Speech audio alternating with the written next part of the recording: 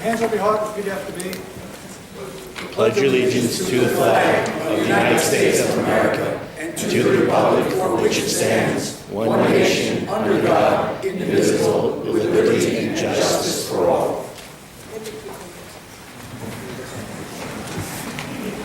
Please call the roll, please. Supervisor Santino. Here. Councilman Agostino. Here.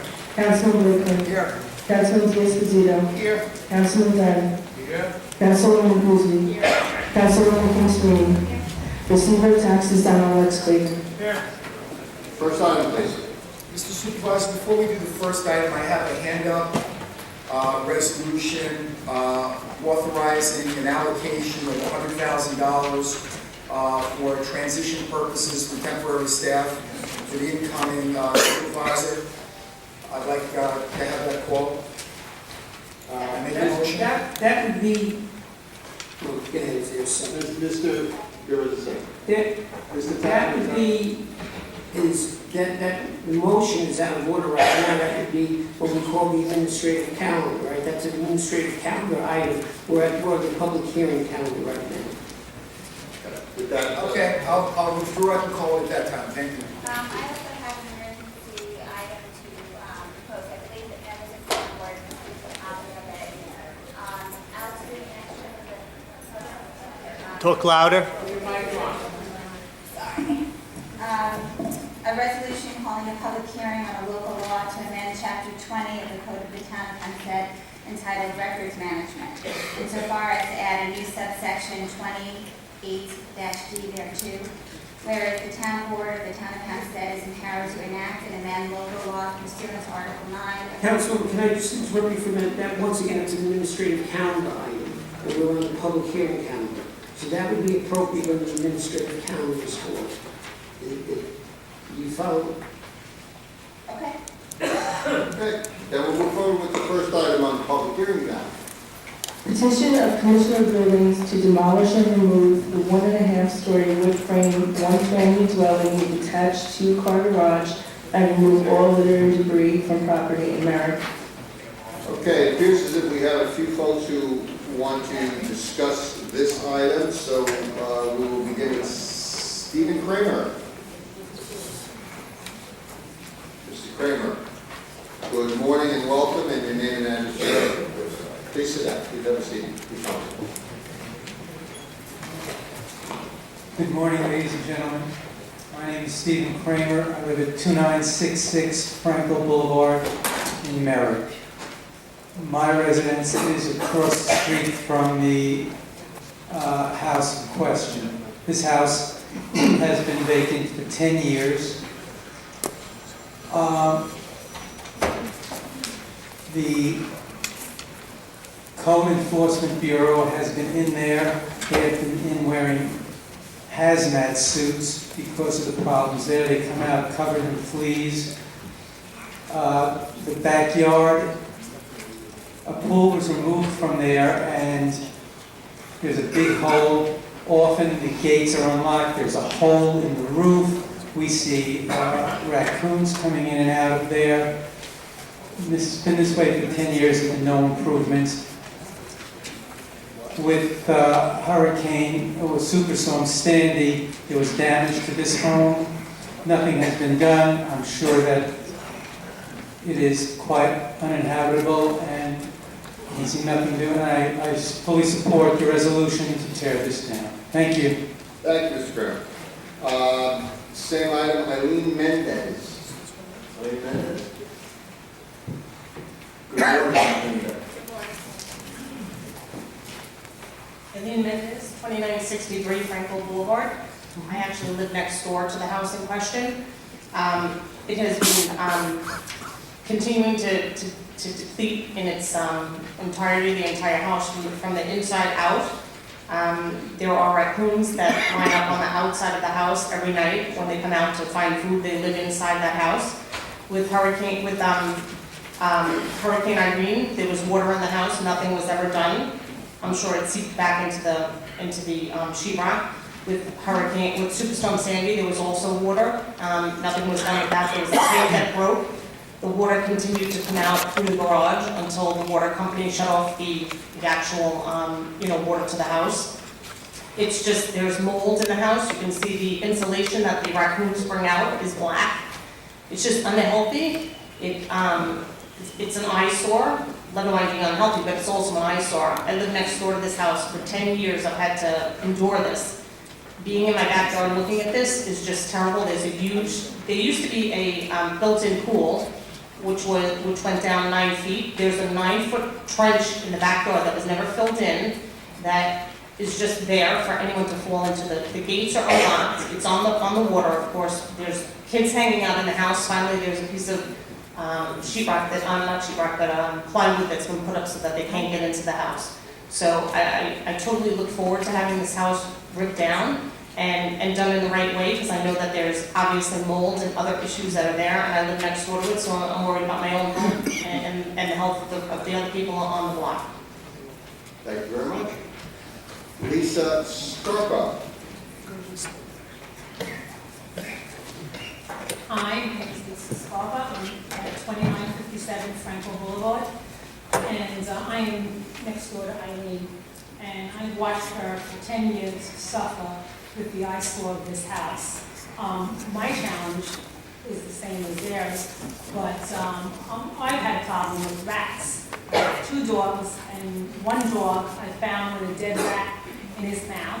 I've had 2 rats in my house, and I see rats coming from the house and running across Eileen's deck into my house.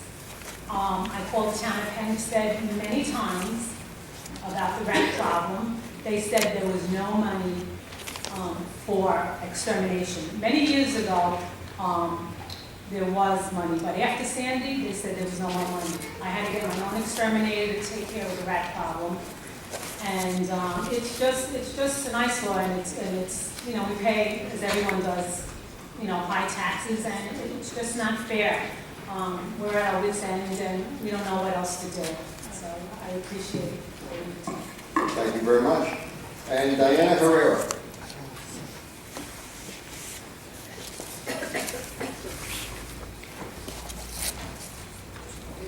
My name is Diana Herrera, and I live at 2958 Franco Boulevard, and I agree also with having this house, the proposition that is at hand, knocking this house down.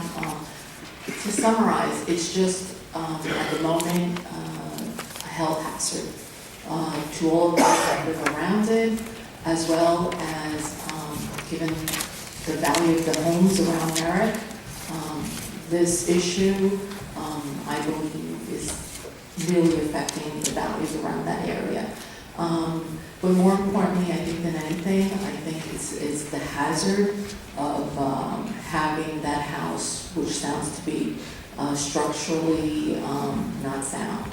So that's my biggest concern, given the children on the block and the health conditions that all of these animals that are around there that are actually affecting as we go to our backyards. I live actually diagonal to the house, but I, on many occasions, have seen raccoons and rats come across. I think that really affects our living conditions.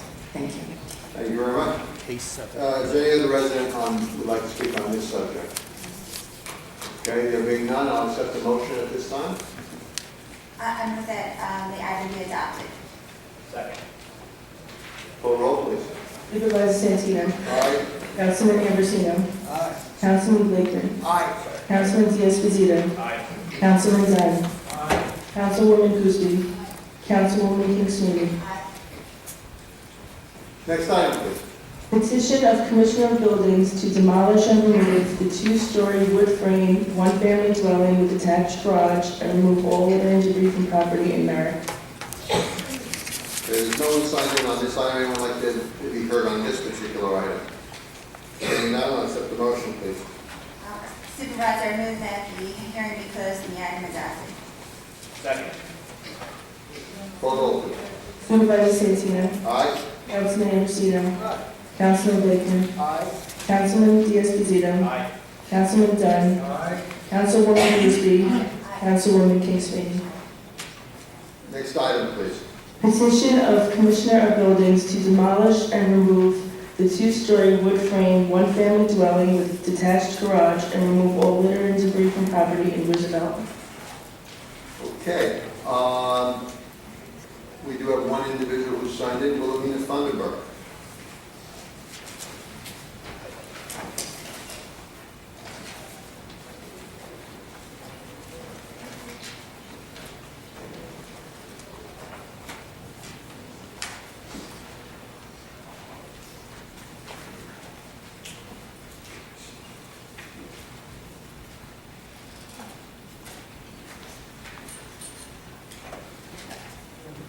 I'm Wilhelmina Thunderberg. I reside at 156 Clinton Avenue in Roosevelt.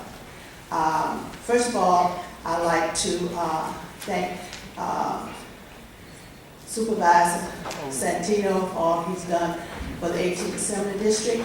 I was a little upset during the year that you did not name our councilwoman as the deputy supervisor, but I'm sure that's going to happen coming up now since she's the only Democrat, and we have a Democrat income coming in.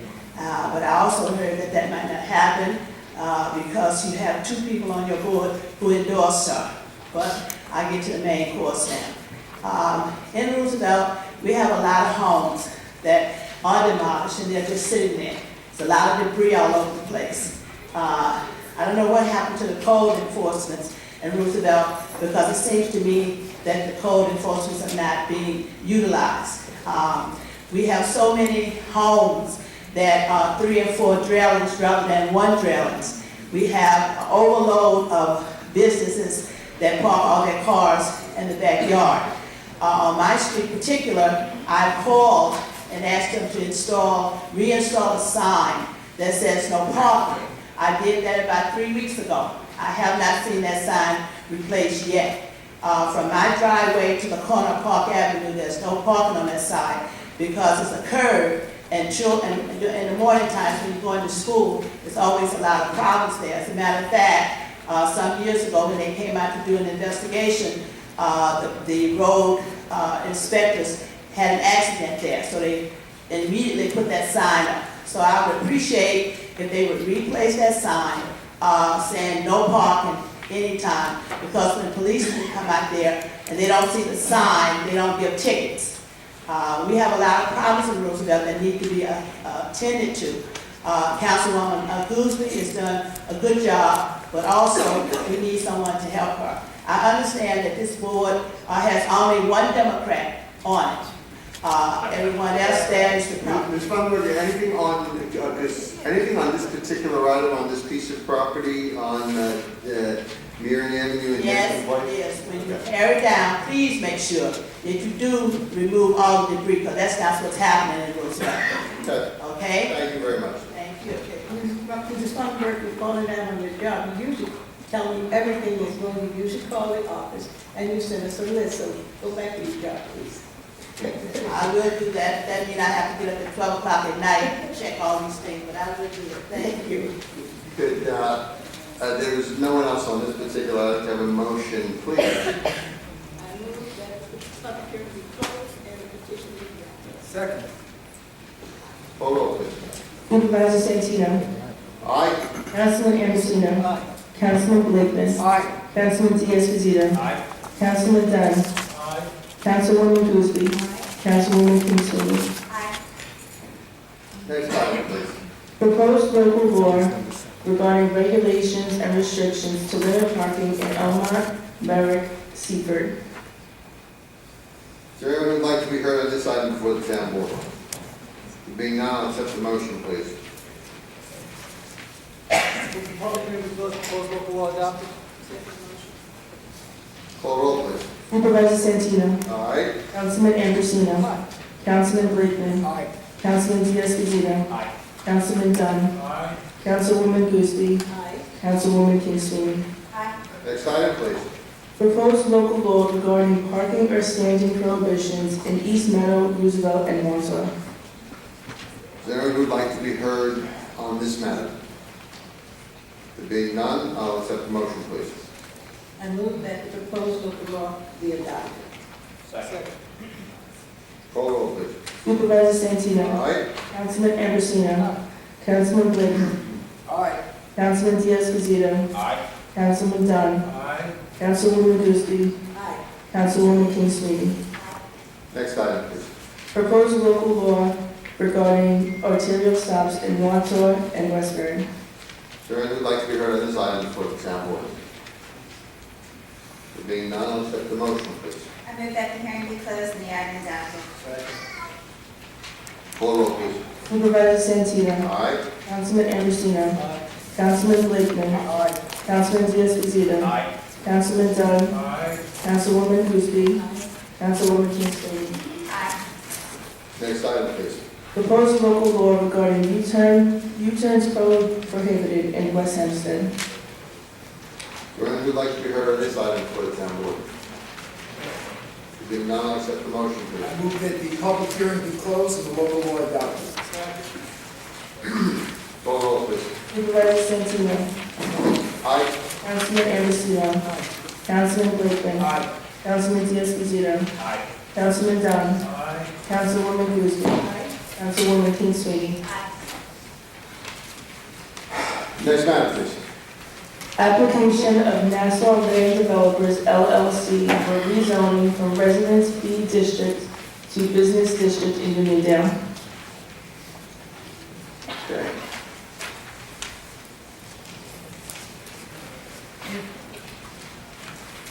Good morning, Council. Your name, Council, your name and address for the record, please. Good morning, Mr. Supervisor, members of the board. Christian Brown, Sonmore Cascignano, PLLC, 333 Earl Ovington Boulevard, Suite 601, Uniondale, appearing for the applicant on this petition for rezoning. Good morning again.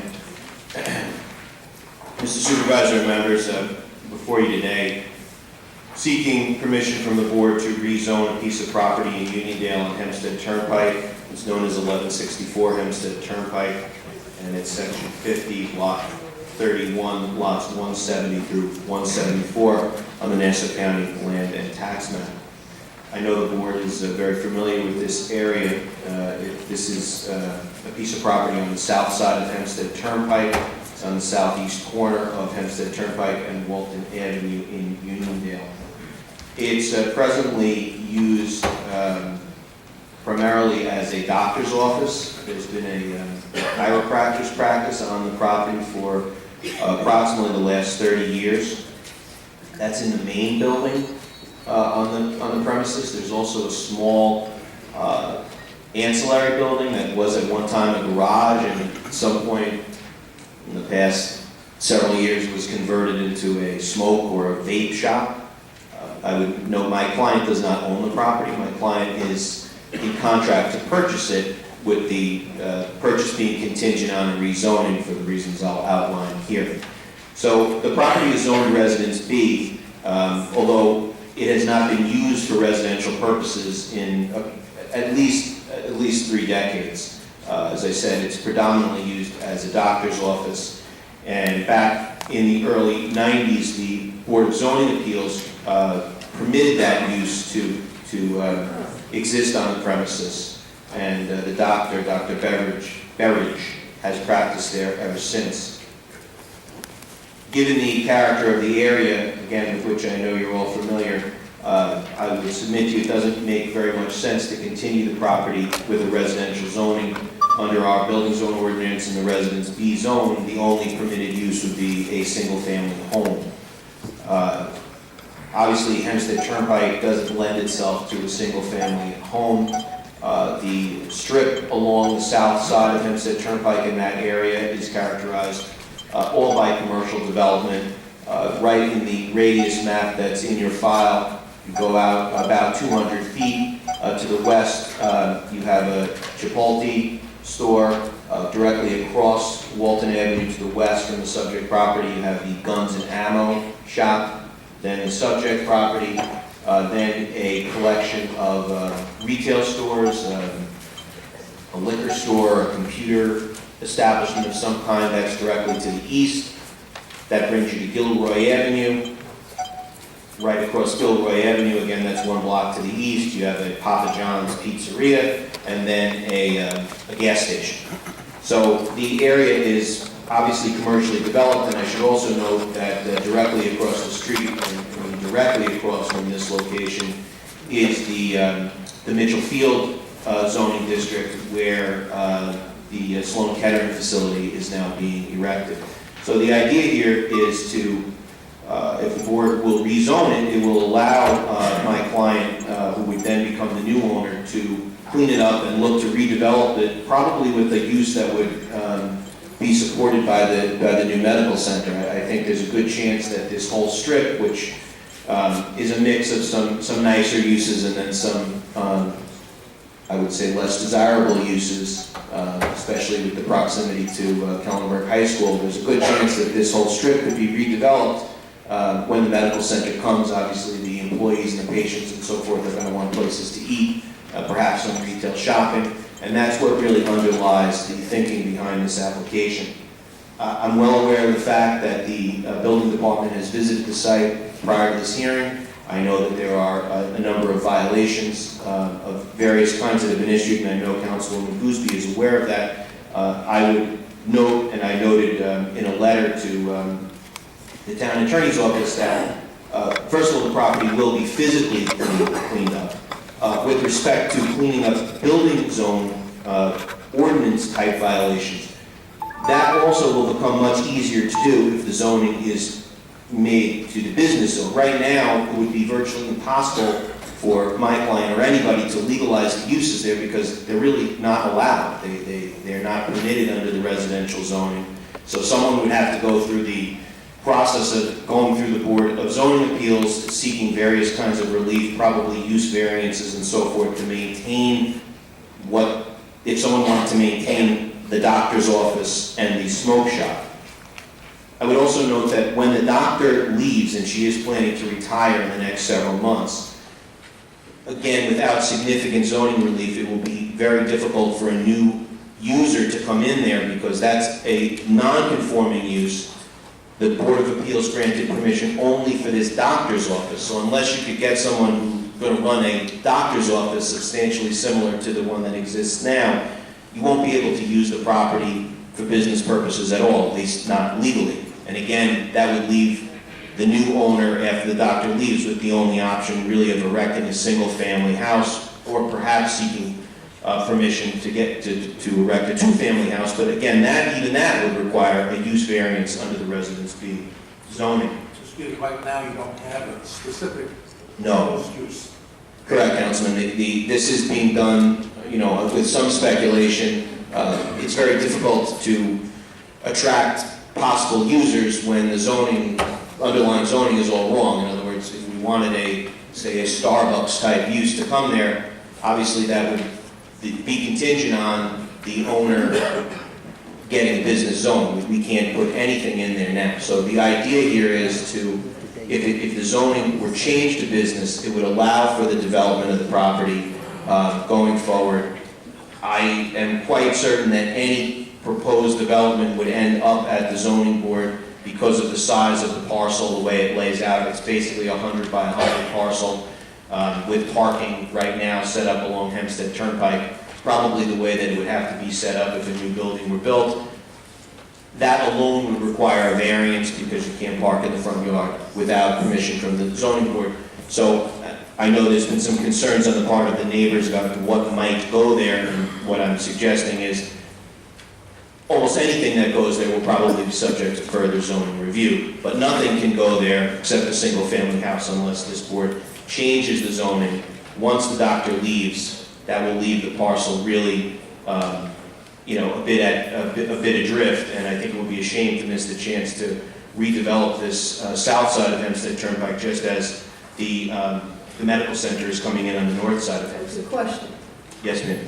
Is that building going to be demolished? You plan to do that? I think. How do they plan to, what are the plans for that building? I think that building, the main building, would probably be demolished in connection with the redevelopment. It's really a house that's been repurposed into a doctor's office. It's very old. I don't think it's in the best condition. So I think that building would probably go, and one new building would be erected. The smoke shop would probably also be taken away, and you just have a single retail or, restaurant type structure put on the property. And what about the, as far as, it looks terrible now, I know that, and we're talking about it this way because everything that's wrong with it, there's nothing you can do except possibly that. But I would like to see some type of greenery. Great. It has to have some type of ambiance to make it look better than it does now. It has absolutely nothing, and I know the parking probably will be a problem. You're going someplace else for that. So, continue. I would offer, and I know it's a bit informal, but if the board were to grant this and my client becomes the owner, I would offer on the record, and I can follow up with Mr. Bocella, to work with your office on getting at least the physical, nature of the place cleaned up, replacing the fencing and so forth, while my client looks for a new tenant. I had no problem with that. I was there yesterday, and I agree, it is a bit of an eyesore. Yes, it is. So that's really the nature of the presentation. Just one final note, as I mentioned, it's basically a 100 by 100 parcel. So the 100 feet that's on Walton head back towards the south, towards the residential zoning. It is 100 feet, and as the board knows, that's standard in the town, that the business zone runs back 100 feet off of, say, a main road like Hempstead Turnpike. So we're not asking for anything unusual. I think in the 60s, the parcel actually was zoned business, and for whatever reason, perhaps because of what was contemplated at the time with Hofstra, it was changed to Residence B. But I really believe it's quite obvious that it should be a business zone parcel. And I think, again, the hope would be, with the business zoning, that new development can come in there, and that whole south side of the turnpike will also, will revive and clean up as the new development comes in across the street. Unless there's any other questions. Any other questions? Thank you very much, Mr. Thank you, Mr. Supervisor. We have a few folks who have signed in on this item. Edgar Rodinez, sorry.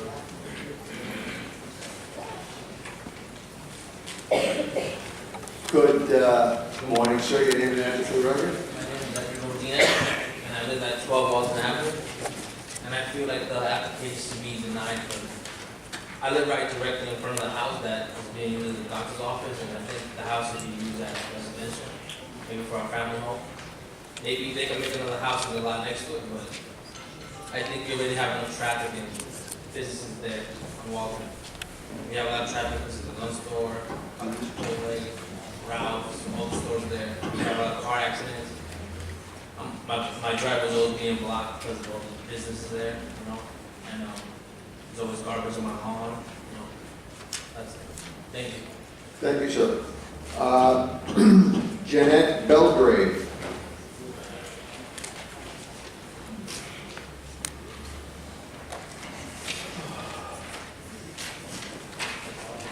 Good morning. Good morning. Name and address for the record. Great, that's 16 Walton Avenue, next door to Edgar. And I oppose this also. The traffic, the mess that we get from all different businesses that we have in Hempstead Turnpike. When they go to Chipotle and there's other businesses, they park in our block, they leave the garbage there. It's hard getting out of my driveway because of the cars that are parked there. So I highly oppose to this. And it's a business, but it's also rental upstairs. There's people living in that house that we're talking about. So I would really like for you to keep it residential. I've been there for 27 years, and it has changed a lot, but I'm still fighting to keep it a little residential. Okay. Thank you all very much. Thank you, ma'am. Thank you. Appreciate it. Anyone else who would like to speak on this item in Uniondale? Yeah. Yes, please come forward.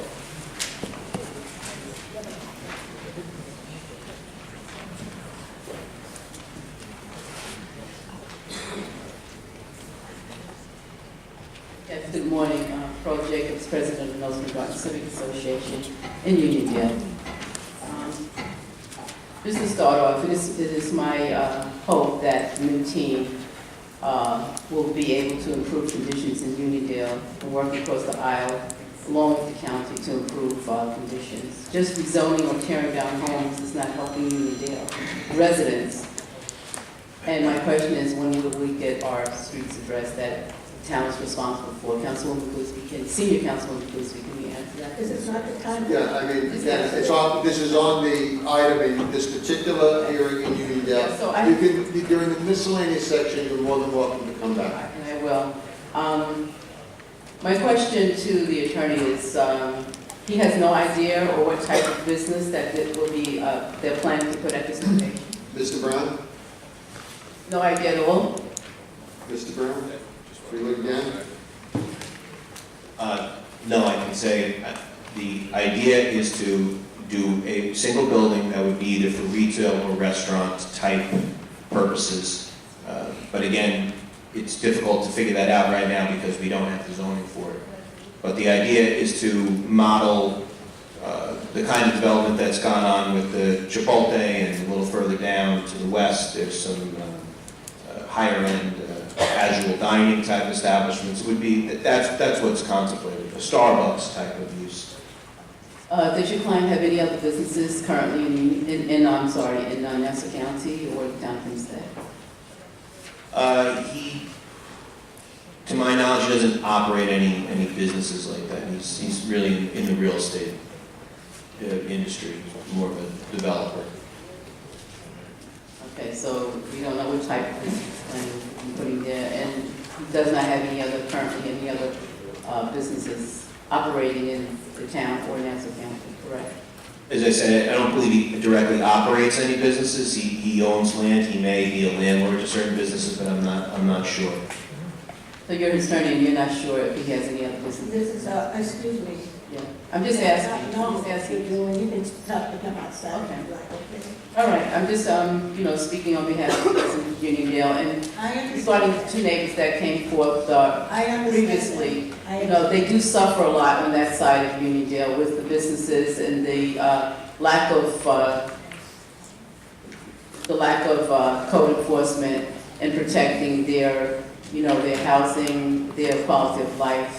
I understand that. And we have a lot of issues. We are running the meeting now, would you please? I understand that, but I just have to state, and surely you understand what I'm talking about. I And your councilwoman, understand, I thank you. understand, thank you for coming and thank you for speaking, but we need to finish this. We have other business. We have- Anyone else on this particular public hearing in Unidale? Yes.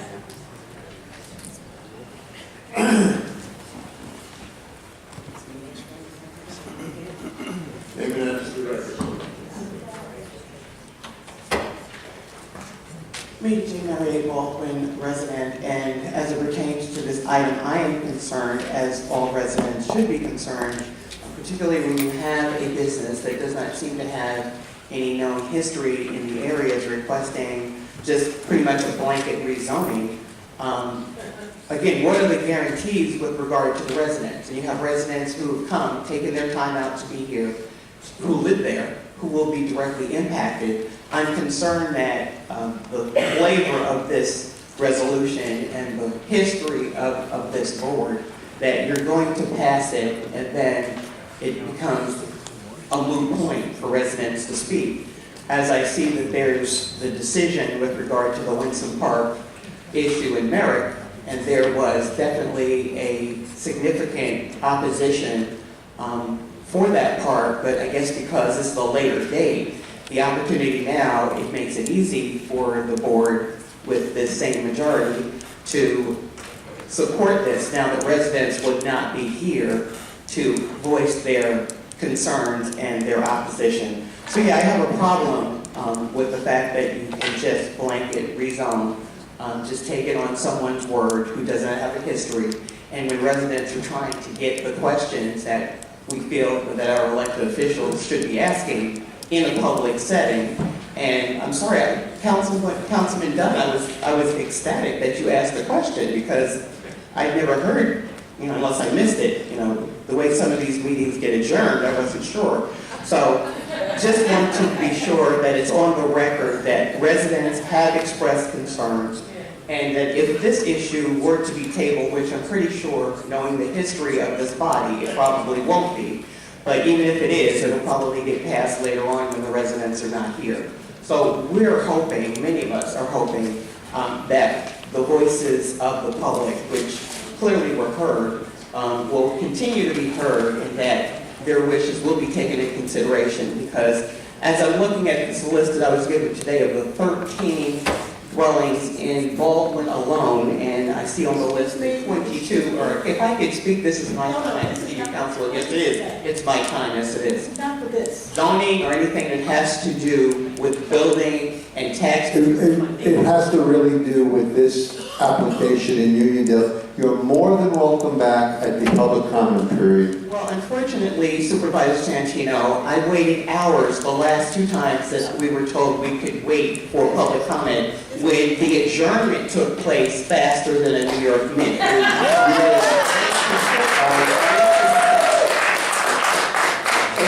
I have to leave because I am not paid by the hour or overtime. I'm losing money every time I sit here. I'm going to say what I need to say and respectfully within my time frame be heard. Thank you so much. As it pertains to this particular issue, my request as a taxpayer, and if anyone else who is a taxpayer who is in the room presently who needs to speak on this, should say that this issue should be tabled for further clarification and to get real input from the residents who can't be here between 10 and 2 because it's convenient for you. Thank you.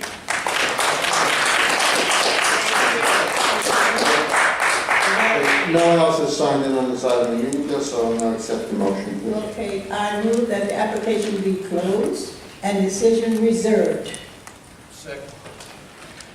Call roll, please. Supervisor Santino. Aye. Councilman Ambrosino. Councilman Blakeman. Aye. Councilman Diaz-Bazito. Aye. Councilman Dunn. Aye. Councilwoman Gooseby. Aye, and I would like to say it will go on the decision calendar as it always, and it is published. So anyone who wants to follow it, you find the decision calendar, which is online, and you can come during that time. We do not pass things like that. Those are the rules and regulations that the board is guided by. It goes on the decision card because I have already said reserved decision. That's what it means. Councilwoman Kingsmead. Okay. On the decision calendar.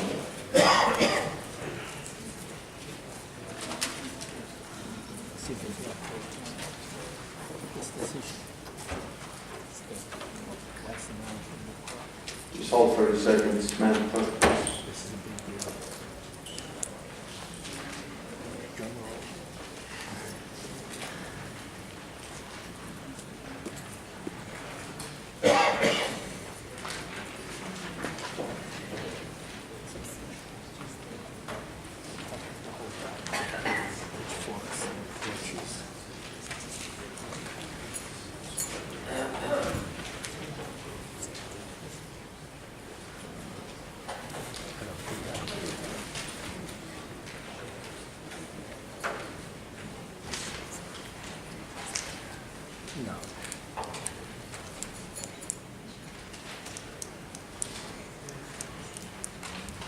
Mr. Supervisor, I move that we make a 10-minute recess.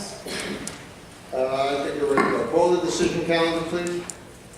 Supervisor, just thought I was on the phone, but I apologize, a personal matter.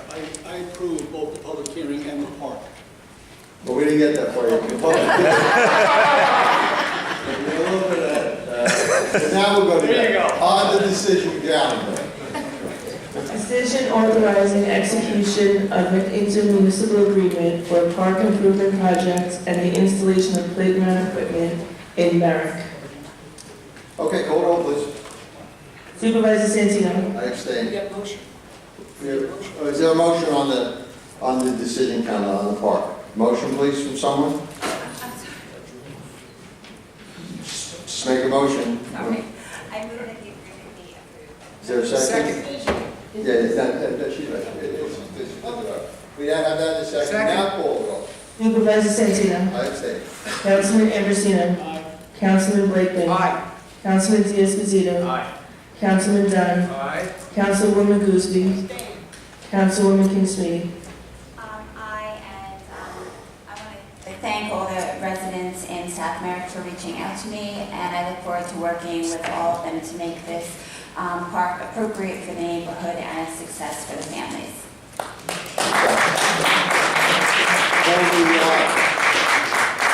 Now, please call the administrative calendar. On the administrative calendar, we have items 1 through 69.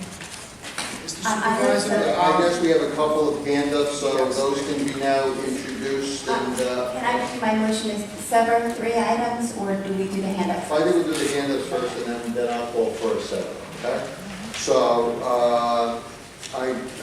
just in no particular order, I'll start with Councilman Blakeman for a hand-up he may have. Yes, Mr. Supervisor, members of the town board, I have a hand-up resolution authorizing the town board to set aside funds and allocate funds for transition with the new administration. I believe it's incredibly important. This is the largest township in America. If it was called a city instead of a town, it would be the second largest city in the state of New York. I believe to get a smooth transition, it's important that there be temporary staff for the new administration to meet with the current staff to work out issues of transition so that the residents of the town of Hempstead are well served and that come January, the new government hits the ground running. That's my motion. Okay, so we have okay, it's been seconded. Any other hands? Can I just, Councilman, is there any money involved in this? Yes, the allocation in the hand-up is for $100,000 to be allocated from the postal budget.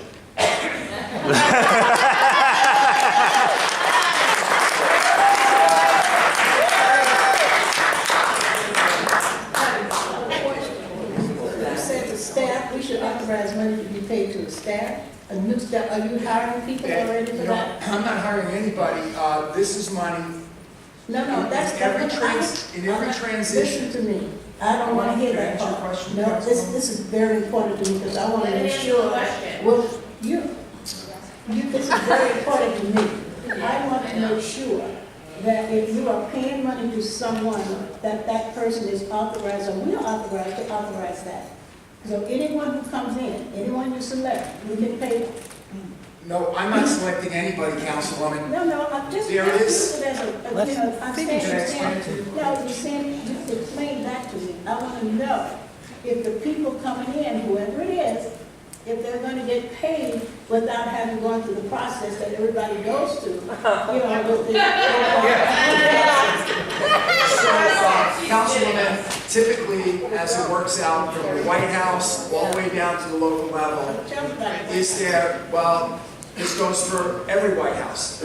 Basically, there is a budget for transition whereby the incoming administration can put people on staff for transition, commencing right away so that they can start working on the transition into the new government. I think that what we should do at this point is put them all on the calendar now, and then as we take each one in turn, those that are severed, the town attorney can opine, just to maintain some sense of order to the process. Mr. Supervisor, I would ask them that this be severed and Well, that let's get whether it it's all- in the beginning of the meeting or the end of the meeting, that we have a chance Let's, to.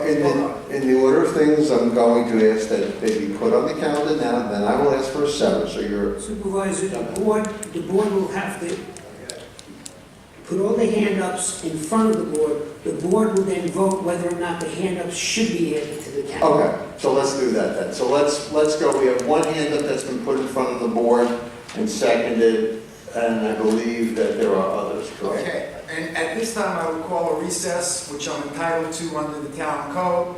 There's no vote required. I'm asking for a 10-minute recess. Is that it? Is that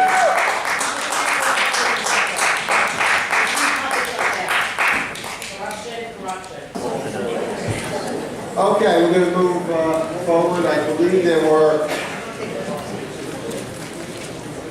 additional hand-ups to be placed before the board. Yes, Mr. Supervisor, there was 2 hand-ups. One is for the authorization, the other is calling the public hearing. No, I'm talking about on the transition. But those are before the board. So now the question is, are there any other subjects hand-ups? I'm led to understand that there are. Bruce, you're good, right? You're good? Okay.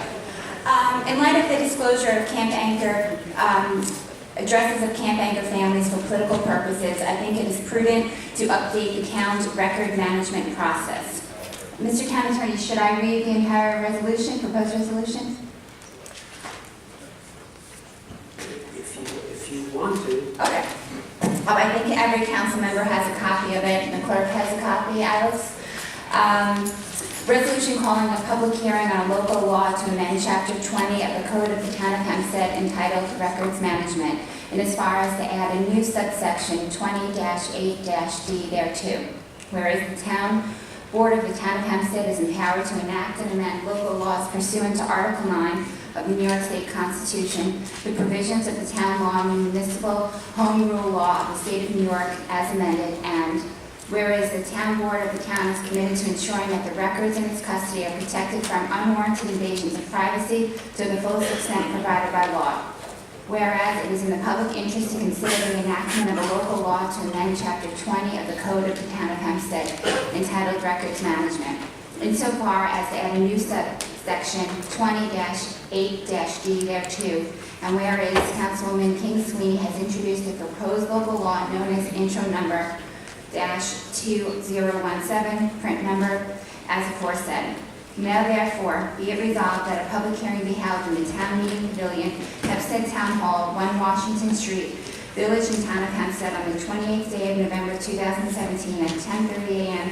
in the forenoon of that day, at which time all interested parties shall be heard on the enactment of a local law known as intro number -2017, print number, to amend Chapter 20 of the Code of the Town of Hempstead entitled Records Management, insofar as to add a new subsection 20-8-D thereto, and be it further resolved that the town clerk shall give notice of such hearing by the publication thereof in the newspaper of general circulation in the town of Hempstead, and by the posting of such notice on the bulletin board maintained by her for that purpose in the town hall not less than 3 nor more than 30 days prior to the date of said hearing. The foregoing resolution was adopted upon roll call as follows. Second. Are there any other hand-ups? So those are the hand-ups. Now, Mr. Town Attorney, I would need your, and obviously where we are procedurally, is at the moment we are determining whether or not these are laid before the board. I mean, they are before the board, but whether they're taken up as emergencies, is that correct? Yes, and procedurally, the board will have to vote whether or not to add these items to the calendar. Before that happens, I'd just like to point out to the board that on the authorization to set aside funds for the transition, $100,000, I believe, there is no controller approval on that. So that's certainly an issue. We don't know if we have $100,000 available. Number two, these resolutions, all 3 of them, came to me yesterday afternoon. They're quite complex, and they're not. It's not readily apparent that any other municipality, other than the White House, has a transition, an account for the transition funds. We cannot just take people on without them having, as Senior Councilwoman Gooseby said, we cannot just put people on the payroll without them having gone through the normal process. So there's an issue there. As far as the resolution calling the public hearing, explain to the public what the normal process is, please. you make an application, and then if you have an interview, and then you have if you're hired, you have a physical and a drug test. As far as the public resolution calling the public hearing, Should that be the discretion of the incoming supervisor? as to Obviously, she would make an appointment, then that person would have to be interviewed by who? Who would interview that person? Generally, the department head where they go. So in your So if it's the supervisor's supervisor's office, office, keep in mind, Council. she recommended them, obviously she interviewed them, so then they would have to go through a drug test, and what else? So keep in mind, Supervisor, the term transition team is a political term, not a legal term.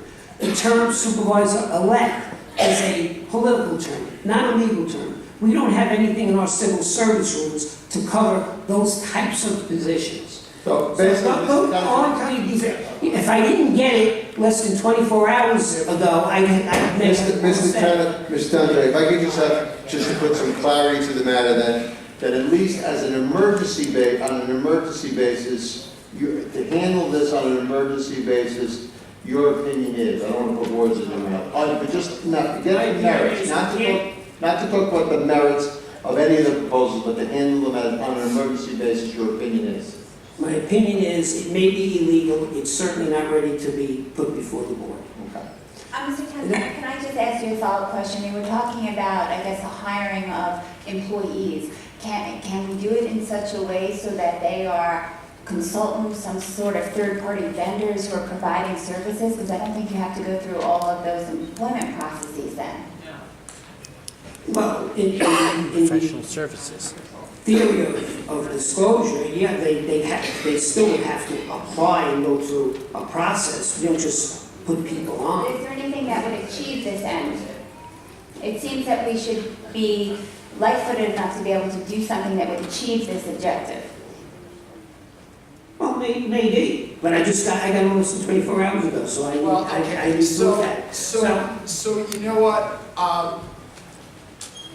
I think we should vote on it, and basically, I do not believe you're correct on the law. I think you're making it up as you go along. Yes. And let's vote.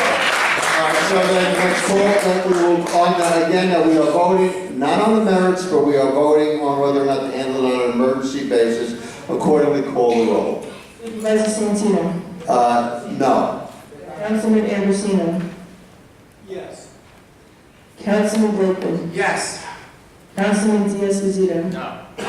Councilman Dunn. No. Councilwoman Goolsbee. Abstain. Councilwoman King Sweeney. So then the vote is Fails 3. 3-3. It fails. Okay. Then now on the administrative calendar as published, is there anyone who would like to sever any item on the? Yes, Mr. Supervisor, I'd like to say. Hold on. Just. We've got the two others. Oh, okay. So then on the two other items. The same, on the resolution calling the public hearing, the same objection holds true, but just for a different reason. I don't think that we have to establish an account called transition account for supervisor. None of those terms are legal terms within the laws of the town of Hempstead. So that's why that resolution calling the public hearing would have to be redone. On the record management resolution, the issue with that is, and if you reach out to me and let me know this is what you want to do, I would have written it differently. You have the town attorney's office reviewing all of the FOIL requests before they go out. The town attorney's office is the appeals officer. Town attorney is the appeals officer, so we can't review them before they go out. So we have to change that around somehow. So that's why that's not ready. So how do we avoid a situation like happened 2 weeks ago? Well, I guess what you're saying, Mr. Town Attorney, is that the language has to achieve the councilwoman's end, the language has to be changed in some way. So, I know the records access officer has to be changed, or we. Okay, so let's go back to the other. Is it doable? Yes, it's doable, but it's got to be changed around. So the second item that was calling the public hearing, we'll have, I guess we have to take 3 separate votes. So let's on that particular one call the roll. Supervisor Santino. No. Councilman Ambrosino. Aye. Yes. Councilman Blakeman. Aye. Councilman Diaz-Bazito. No. Councilman Dunn. No. Councilwoman Goolsbee. Councilwoman King Sweeney. It's really amazing to me that people on this board choose not to vote to support the privacy of the children and their families. That's not what we're voting. Yes, it is. That's not this item. It's not this item. It's really amazing. At the end of the day, that's what you're achieving. Yes. Okay, 3-3. Then on the It's on the 3 last votes item. for, and we need 4, so the subdivision. Okay, so then on the last item, which is the records management aspect, please call the roll. Supervisor Santino. No. Councilman Ambrosino. No. Councilman Lakeman. Yes. Councilman Diaz-Bazino. Councilman Dunn. Councilwoman Boosley. Councilwoman Kinsler. Okay, now we go forward to the administrative calendar as printed. Are there any board members who want to sever any items from the administrative calendar as printed? Yes, I Mr. move Supervisor. Well, one at a time. Let's go, we'll go, this time I will recognize Councilwoman Kingswing on the seventh. Which ones? I move to sever items 67, 68, and 69. Okay. Hold on 1 second, please.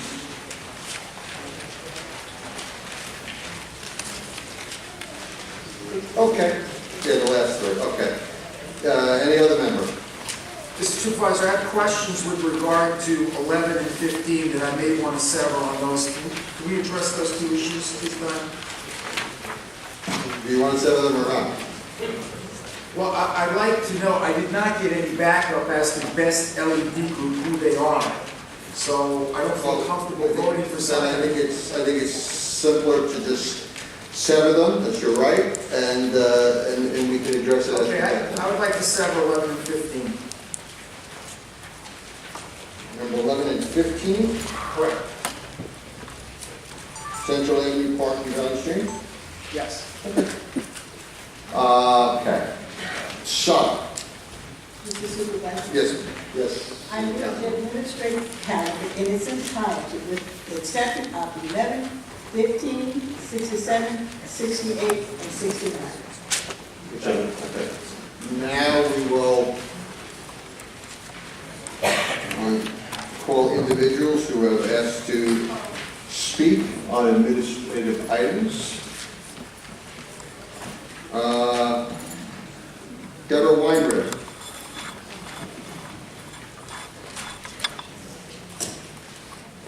Good morning, Supervisor. Good morning. My friends on the board. I'm here on behalf of Nassau County Legislator Howard Capel to speaking to ask this board to extend the moratorium against construction and development on the golf course sites. He has, Would you tell us what that means? I'm sorry? 39, I believe. Is that 39? I believe that's what it is, it's double check. No. 34, pardon me, 34. I'm mistaken. 34. in California. Just want everybody to be able to follow you.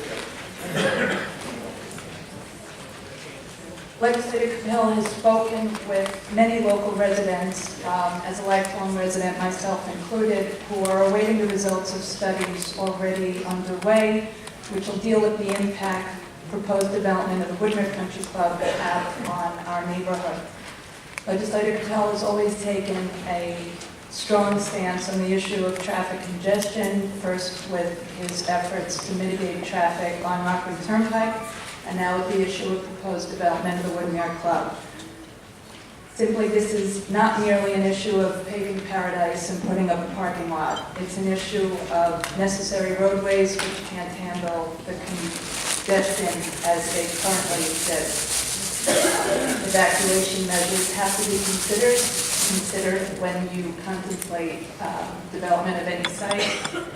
Accordingly, please vote today to extend the moratorium. Thank you. Thank you very much. Mario Joseph. Mr. Supervisor, I would just like to commend Legislator Capel and offer my best wishes to his executive assistant, Debbie, who will do a great job in our community. Thank you so much. Thank you. Mario Joseph.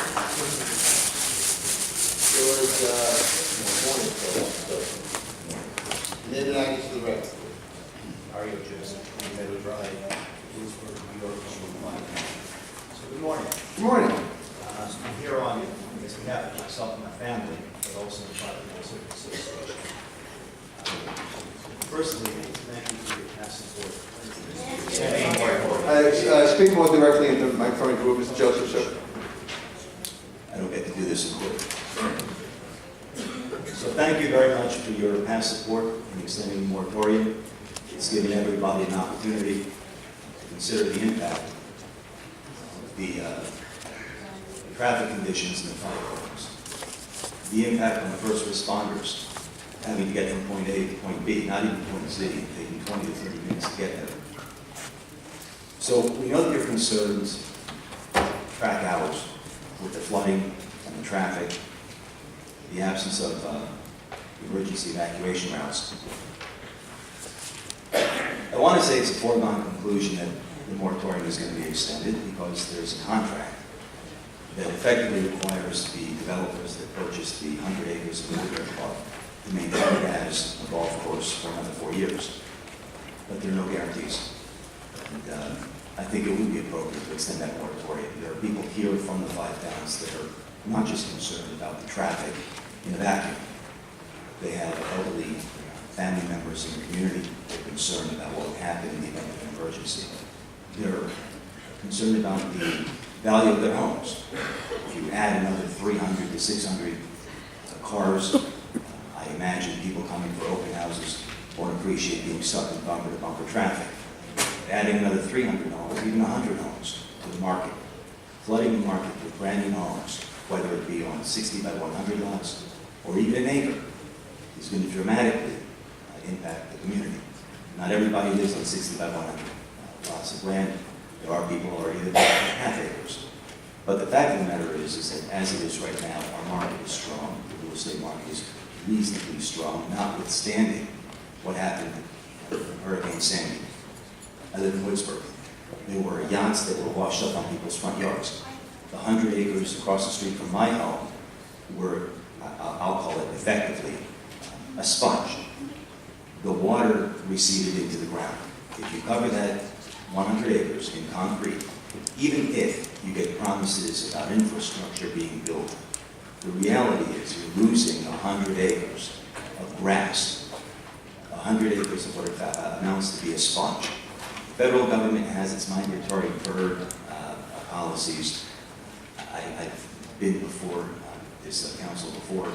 I admitted that I'm not a tree hugger. I don't particularly go out of my way to love birds. But I can tell you that there are people out there that very much enjoy what these migratory birds add to the community. Personally, I like the green space. I also like the value of my home being maintained. I also enjoy being able to get from point A to point B in a reasonable period of time, even if that means 15, 20 minutes. In short, again, I don't want to say it's a foregone conclusion. Thank you for your support in the past, and I do hope that the moratorium is extended. Well, Mr. Joseph, I think that over the past year or year and a half, perhaps Councilman Blakeman and I don't agree on everything, but one thing that we do agree is to stand behind the residents and our neighbors in the 5 towns. And I think that I can speak for him in saying that we will continue to do that. And I would like to also echo that Councilman D'Esposito and I are lockstep in trying to ameliorate any issues that would come up with respect to the environment, traffic, overcrowding, things like that. So, as I indicated before, there is a study that the town impaneled. We should have those results very shortly, and they will make recommendations, and we will have a public hearing in our community for public input at that time. If I may very briefly, there are 2 other studies that we're waiting for. One is from the Army Corps of Engineers. That's projected out to be approximately a year down the road. And the governor's office as well, I think, in furtherance of New York Rising. That report is also, rather that study is also elevated. Maybe with the Army Corps of Engineers, we could speak to our conservation and waterways. Perhaps they could give a hand in expediting it. Great, thank you. Thank you. Tomorrow, Weinberg? Oh, yes, Senior What Council. I would like to say is this: I really support both of you. This is one time I really support you, the town of that. But I'm doing that because I know what the difference it makes when you put too many houses in one area, too many. Like here in the village of Hempstead, with everybody coming to make extra money and putting all these homes, and other folk are coming in and saying, we need more apartment buildings, we don't have space for what we have. So I understand what he's going through, and I wish him the best. Thank you, Senior Councilwoman. Tamara Weinberg. Good morning, Council. My name is Tamara Weinberg. Could you just your address for the record, please? Your address. My address is 1050 Wings Road in Woodmere. Thank you. And I'm also here to show support for the extension of the moratorium. I share the concerns of those who preceded me.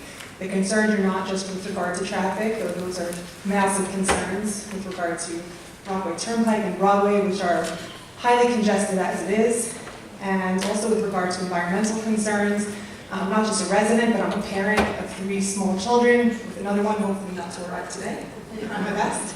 And we strongly oppose the development of the Woodmere Club, as it will tremendously affect the neighborhood in multiple ways.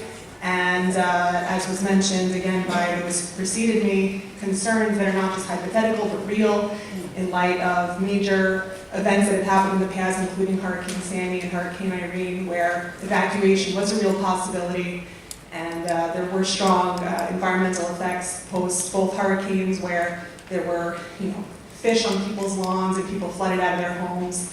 And developing that property will only exacerbate those conditions, make it difficult for people to evacuate in the event of emergency, and just create issues that the residents of the 5 towns shouldn't have to deal with.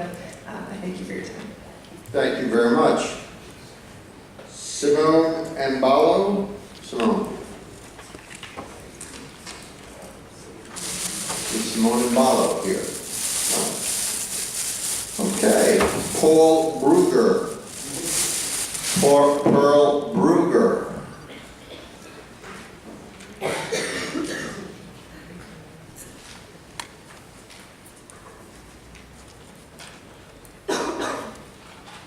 Good morning still, I think. Your name and address for the record, please. Good morning. Pearl Bruger, 4 Rose Street, Cedarhurst, New York. I'm here. First of all, thank you for all your past support. I know many of you, most of you are on our side regarding the issues in hand. I encourage you to continue to vote for the moratorium, and also during this period of time we need to come up with alternative solutions that will be of benefit to the community and improve it rather than harm it. Again, environmentally, it's very critical. I've heard Governor Cuomo speak to the importance of maintaining open green spaces in Long Island, and this is just another example of a space that needs to be preserved in that way. I thank you for your future support. I don't need to repeat what has been said before. I obviously agree with all that has been said before, and thank you again in advance for continuing to support us. Thank you. Tamar Pusner. Tamar Pusner. Okay, anyone else on the golf course? Golf course only. Come up, sir. Sir, Your Highness, your professional. I'm delighted. Oh, first, Asher Mattathias, J. Mattathias, 312 Longacre Avenue. First, to congratulate the incoming administration, and to also, as I tell my undergraduates, to thank those who served us. So thank you very much, Supervisor Silverman. Again, you are on the administrative part. Yes. I mean, pardon me, on the miscellaneous part, so if we can limit your comments to the golf course. Resident of Woodmere, and the grandfather of 2 of 7 grandchildren, who 2 of whom attend Brandeis in Lawrence. I frequently am called, and my wife Anna, whose birthday is today, by the way, to pick them up and to travel along Broadway to East Broadway, Emmett Avenue, and it takes sometimes exceedingly a long time to traverse the area. So I salute Bruce Breckman, I salute those, certainly Howard Coppell has even come to my classroom at St. John's University. I applaud their continued interest in this subject and the delay that must necessarily be effected until we decide the proper disposition of the property. Thank you very much. Okay. On the administrative calendar, Mary Ellen Craig.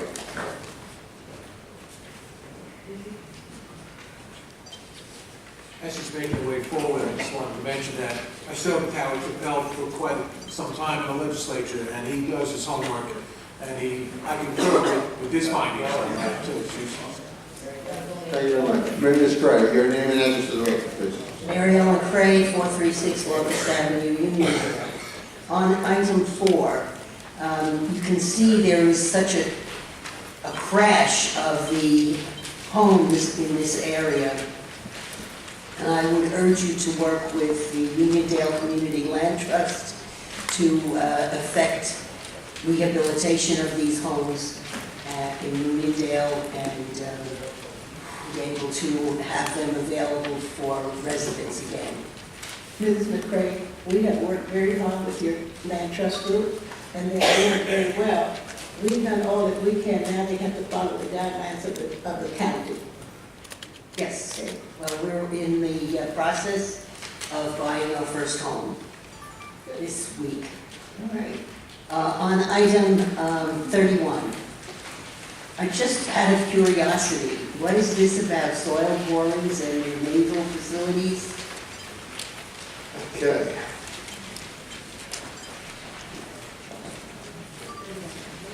That'll be Commissioner Reinhardt here. Water Department, yeah. Commissioner, come on up. It's a water department matter.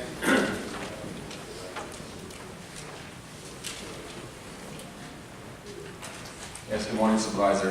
This is an agreement between the town and United States Navy to continue the soil borings related to Drummond throughout Levittown and Bethpage, 3 locations.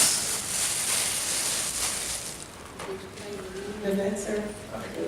It's to continue the efforts that Drummond and Department of Defense have been undertaking to better understand the extent of the plume, come up with proper locations for treatment of the plume, come up with total delineation of the edges of the plume, the concentrations of various chemicals within the plume.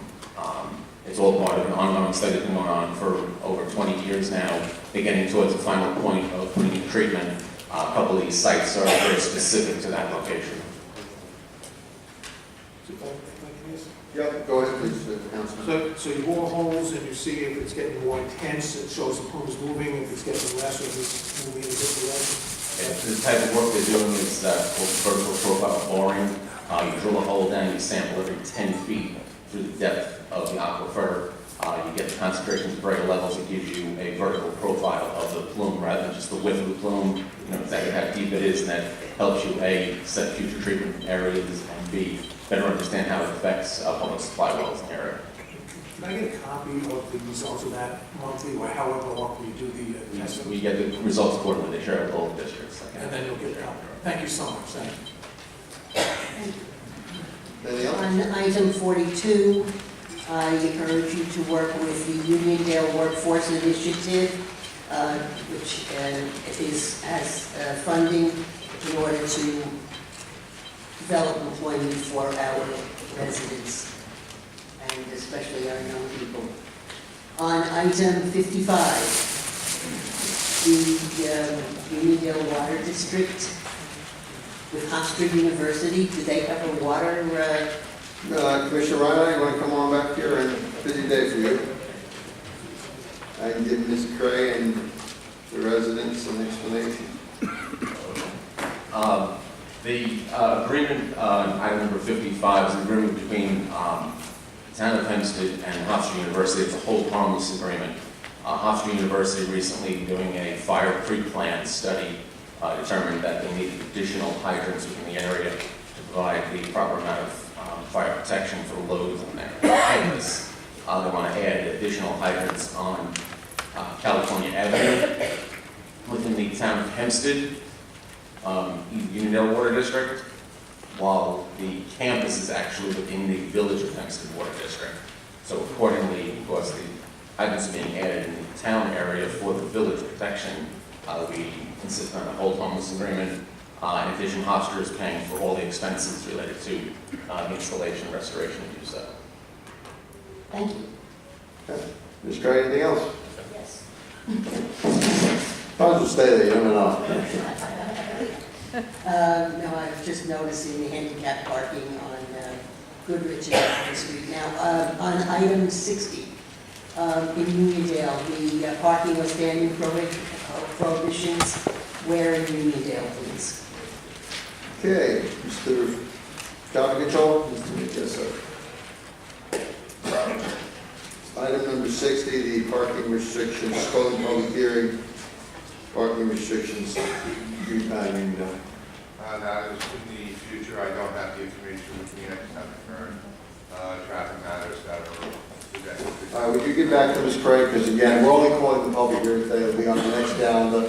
So please communicate with Ms. Craig in advance of that so she's fully aware. Okay? Thank you very much. Thank you. Okay. Phyllis Procacci.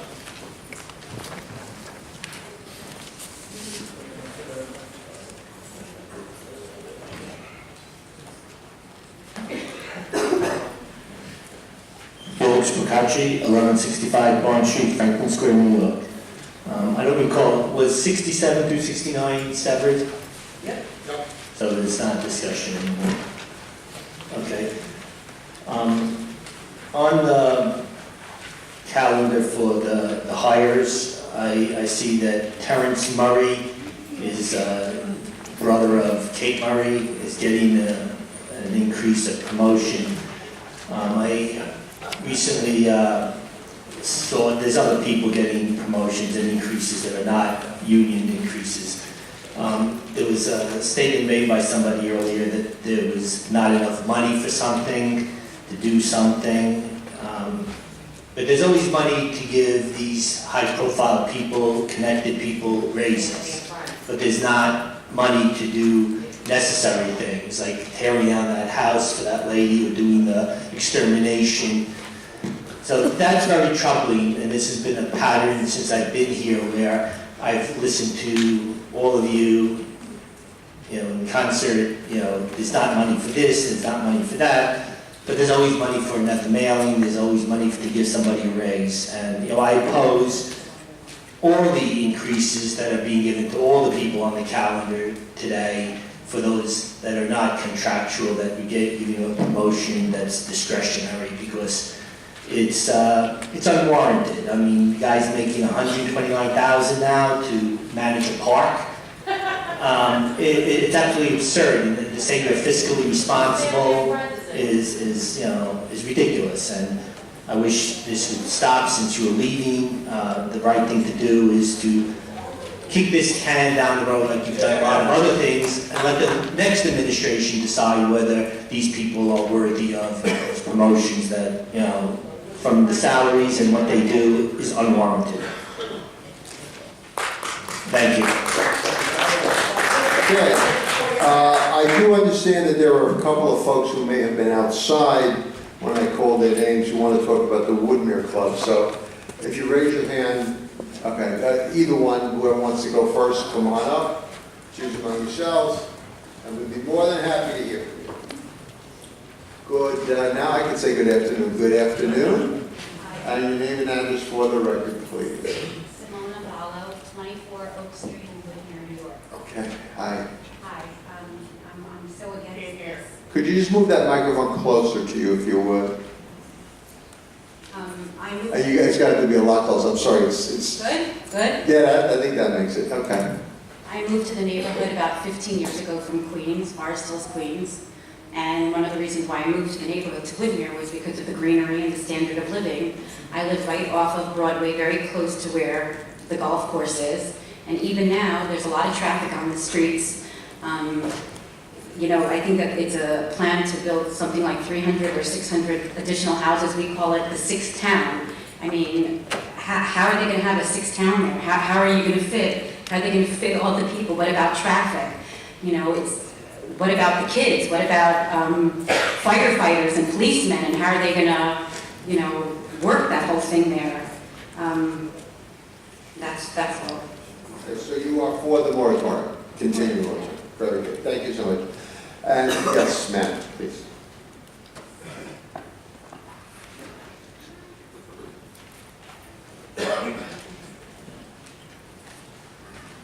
Good afternoon. Good afternoon. Name and address for the record, please. My name is Tamar Pesner. I live at 23 Waverly Place, and it's off Broadway as well.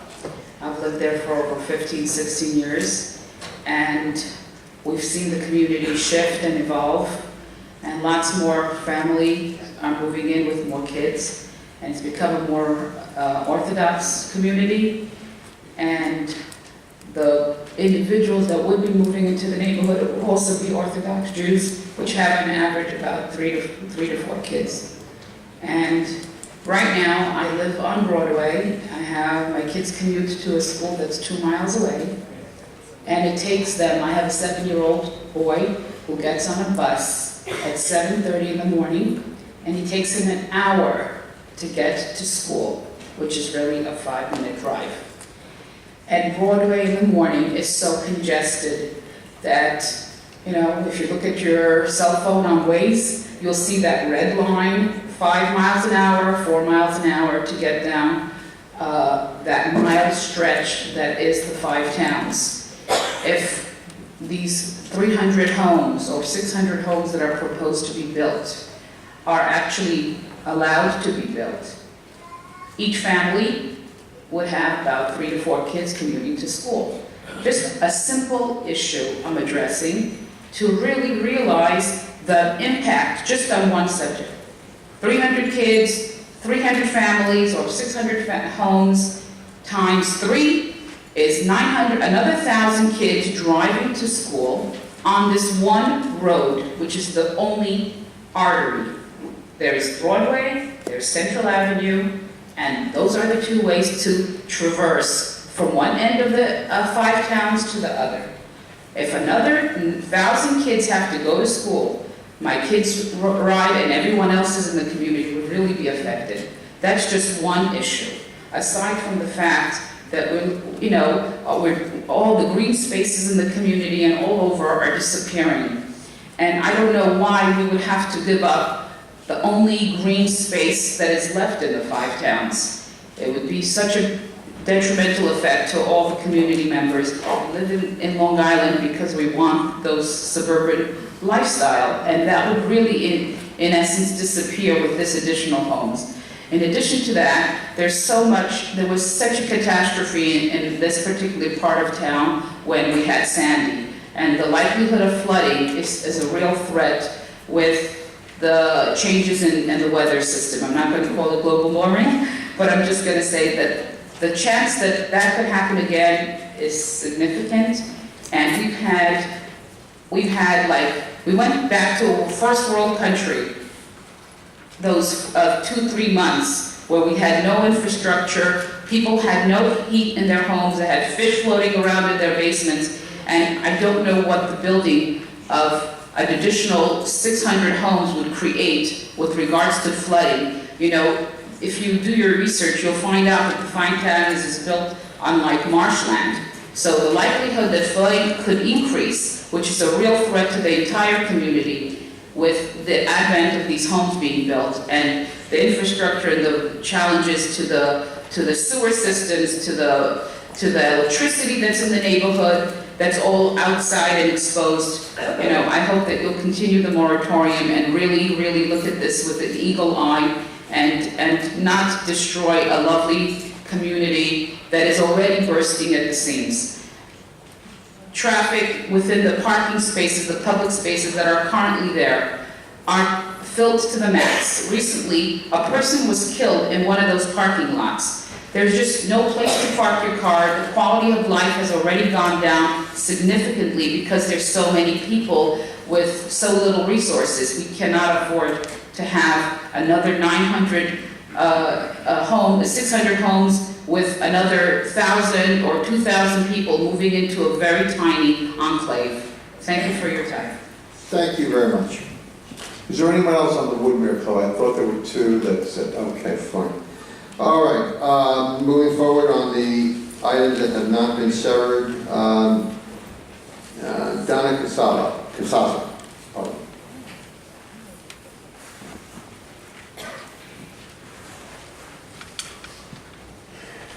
Your name and address for the record, please. Zaza, Rockville, Central, New York. Just want to say one thing with respect to the transition funds. But it's not on the item at the moment. Now, we're going to hold directly to the You calendar. have to defeat, you just So want to we're going to hold directly to maintain good order. Item number 52 is what you're signing. 52. Can someone tell me, where's the town attorney? Tell me the date this resolution was published in what we deem to be the Long Island Press. Ms. Long Island Press, I think most non-business owners don't get it. Mr. Dale, if you come forward, do we know that offhand? The question is on 52, I'd like to know when that resolution was noticed. I'll assume it was in the Long Island Press. I can't check independently. Number 52? Yes, your CSEA Association Agreement. And again, as I say, I'm not talking about the merits of the issue, I'm talking about the procedure.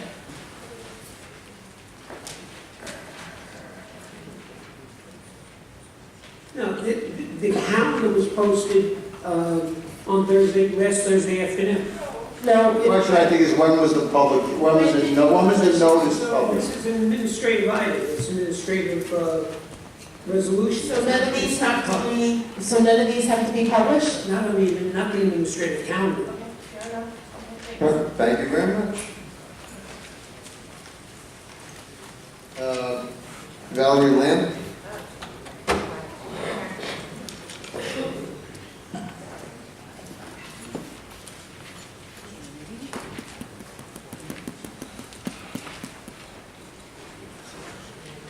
Your name and address for the record, please.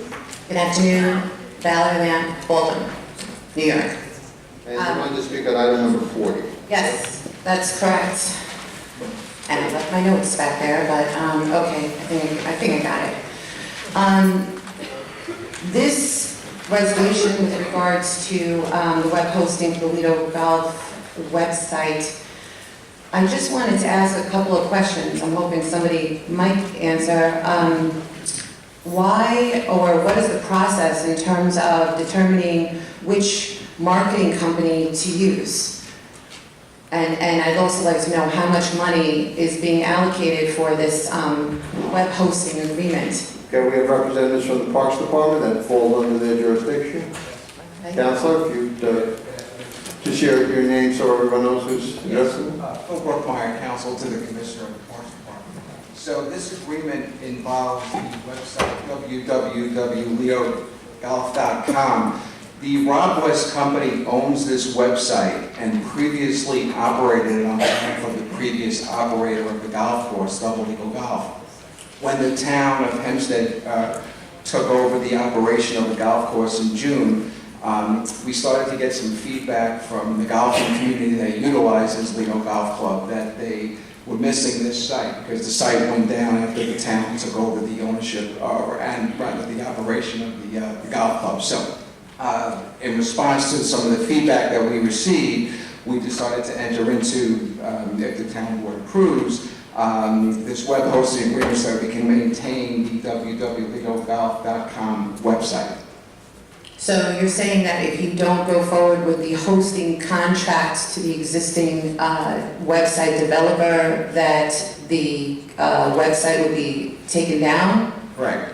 Okay, so what I'm also interested in knowing, because I believe this company is located in Texas, is that correct? Yes, it is. Okay. There are a lot of people, digital marketing agencies located in Long Island, in Nassau County, and within the town of Hempstead, many of whom are constituents and very qualified to do something as simple as web hosting, which is the most basic of services and very universal. I'm curious to know as to why we wouldn't perhaps entertain Long Island small business owners right here in our backyard who need the business and deserve the business. Yeah, it's because the actual name www.lidogolf.com would not be available to those local web hosting companies that you're referencing. So we wanted. Who owns it? The Rob West Company owns the intellectual property rights associated with that name. Okay, so the bottom line is it's a simple fix. I mean, I work with, all you have to do is just get a little creative, and you could actually get a website called Lido Golf Course or info.li. I mean, shouldn't we try to keep business within our own communities? Yes. I know I can name 5 digital marketing agencies within this township who are very qualified, and I'm not favoring one over the other, but many of these people also went through Sandy. They live in Lido, they live in Long Beach, they live on the South Shore, their houses are lifted, or it took them years to get back on their feet. They're good people, they're part of chambers of commerces. Isn't this where the business should go? How much is the contract value? It's $1,100 for the first year. Okay, and then the website also? No, that's all inclusive. So that includes $1,100 for a year. Okay, I pay $60 a quarter for my website hosting, and I'm not going to say it's apples to apples. I haven't seen this particular website, but at the very least, shouldn't we let them compete for it?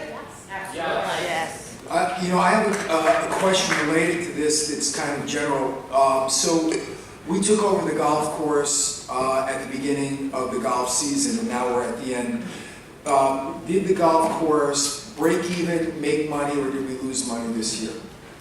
Well, I mean, that is obviously an answer that we can get you from the council, we can get you from the Parks Commissioner, but it's not on the item on the calendar right now. So Ms. Lamb, I mean, your comments are duly noted and appreciated, and thank you very much. Thank you. I still have 2 minutes and 18 seconds.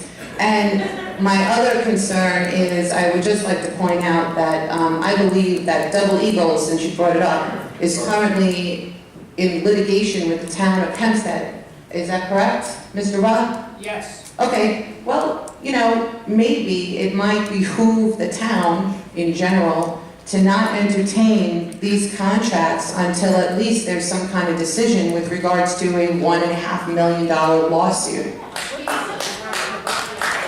Okay, thank you very much for your input. Thank you, Mr. You're welcome. Okay, Lucille DeFina. Ms. DeFina. As Lucille is coming up, I just want to concur with our last speaker that contracts should be first attempted to get the Long Island contractors rather than going off the island to other people. We got to put food on the table here in our hometown. Thank you. Councilman Dunn, I appreciate that. And the other idea maybe we could do is reach out to some students at the local universities like a Malloy or something like that. We've partnered with them with the Baldwin Chamber of Commerce to do some really neat e-commerce things. So just another idea. Okay, Ms. DeFina, go ahead with your name and... Lucille DeFina Merrick. Along with doing what you both mentioned, I wonder if we can get back some jobs for the poor people that have been let go, that worked for the town for many, many years and came up here and pleaded with you, Mr. Santino, to please not let them go. They had a wonderful record. They never did anything wrong. They never got promoted. They never got raises, all because they weren't connected. So maybe those people who've come here and spoken during the year can come back, because you're definitely giving other people raises. And that's what is most concerning here, and I think that's the reason why you will no longer be here at the end of this year, because it was blatant and very obvious. So I am here to speak about item 58, because in that category it says amending various positions and occupations, and that always worries me. And it's really hard to figure out what in the world does that mean. But thank God we've learned to really navigate through the details of these resolutions to try to find out a little bit more. One of the things here, and of course the animal shelter will remain to be the thing that I focus on, but we all know it's going on rampant throughout the town. But in the animal shelter, it says amendment of, who is this person? Gosh, I can't even see the name, the print is so small, but okay, reassigning Kenneth Morrison. He's going into the position of maintenance mechanic. Now, we just discussed this position at the budget meeting where all of a sudden, a maintenance man, a handyman making $86,000 appeared on the animal shelter payroll that was never needed before. And when we questioned that, I was told how needed this was. Well, it seems now suddenly he's leaving, Dennis McDonald being reassigned, and then there's a name of Kenneth Morrison. Could you explain to me what's going on with this $86,000? Those are departmental recommendations. Okay, but this is a position, again, that was never at the animal shelter. It's $86,000 for a handyman. And so this person who's been there for however long, few months or whatever, is now leaving and a new person is coming on? Is that what this is about? I don't have it in front of me, but if you say so, that's fine. If I say so? It is a departmental recommendation. Okay, again, who makes these decisions? You know, is this Michael Pastore is making these decisions, or is it the layer that we've had to deal with for so many years? I mean, what is really going on here? Also, what is this about a Kathleen Malone? Well, that certainly catches my eyes. Charles Malone was the previous director of the shelter before Cindy. When you talk about that layer, during the time when everybody was making six figures and had no qualifications or experience, Kathleen Malone, is this his wife? She's getting a raise from 86, well, what was she making and what is she getting a raise to? You know, why are these things being done? Why is this so important before Supervisor Santino leaves to make sure this goes through right now? These are departmental recommendations. Again, department, okay, so this person. You know, I really hope, one of the things that was very telling is within the first couple of months, I think maybe the first month that Supervisor Santino came in, the Beauvays at the animal shelter Debbie Beauvais was giving a raise and a new position, and meanwhile she was being written up all over the place for kicking a dog and all sorts of problems that was going on. So that was very telling, and even though some people had great hopes in Supervisor Santino being legit in his promises, that scared me when Debbie Beauvais was given. I'm talking about a couple who... Thank you very much, Ms. Defeated. Diane Madden, please. Next speaker.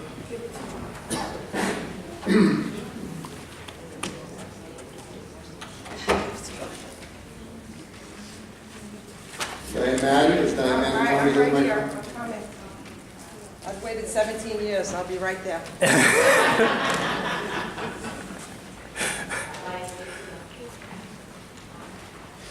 Name, please, for the record.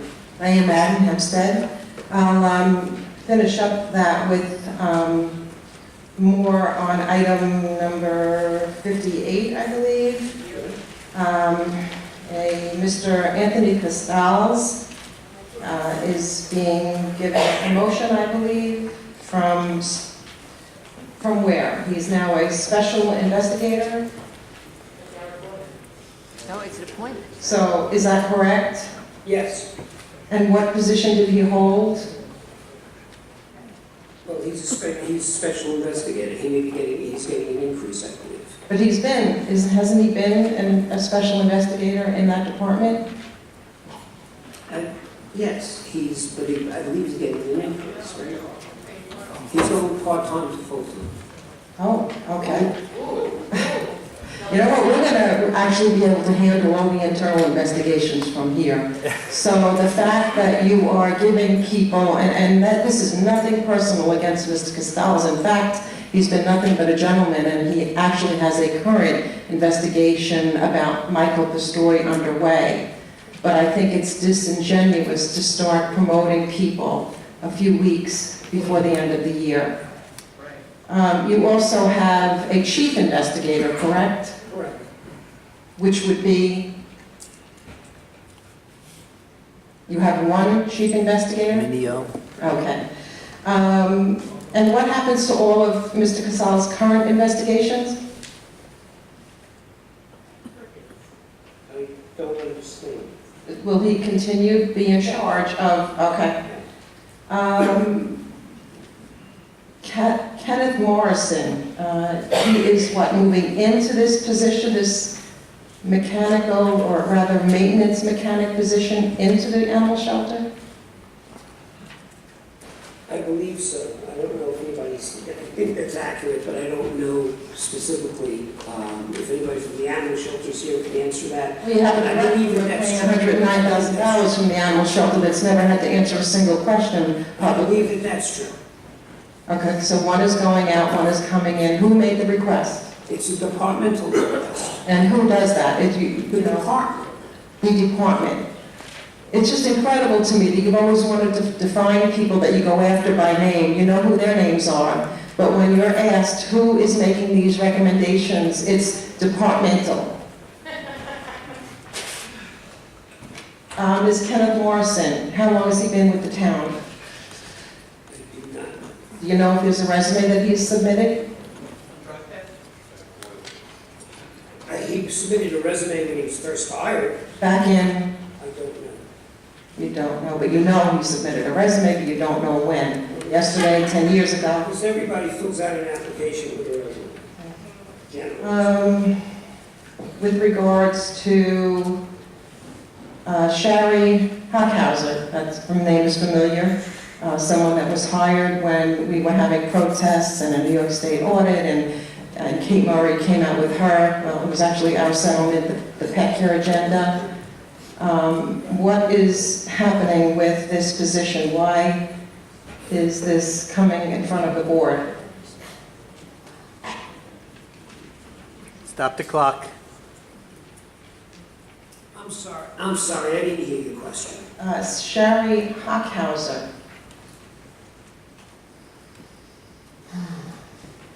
Well, I'm wondering, why is this resolution coming before the board? She's been there since, I believe, 2011.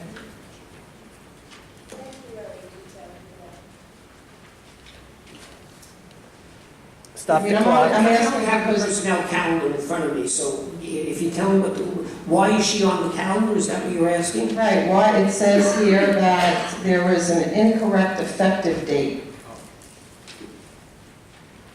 Okay, so it's correcting an error, I assume. So an error from 2011? Because it would appear that you're going into all of these departments and cleaning up those that you're looking to protect the most. And you came up upon your own mistake. That's what it would appear.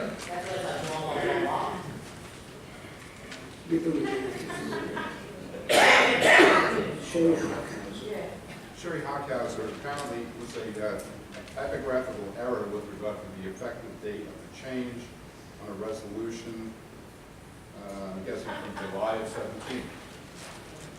From July of 17, a previous resolution. It's a correction, it's a clerical error in the resolution. What was the error? Apparently it had the incorrect effective date of the personnel action that was accomplished at that time. So has her title been changed? I believe she's a community research assistant. This is not a title change. So it's just a correction to the 17.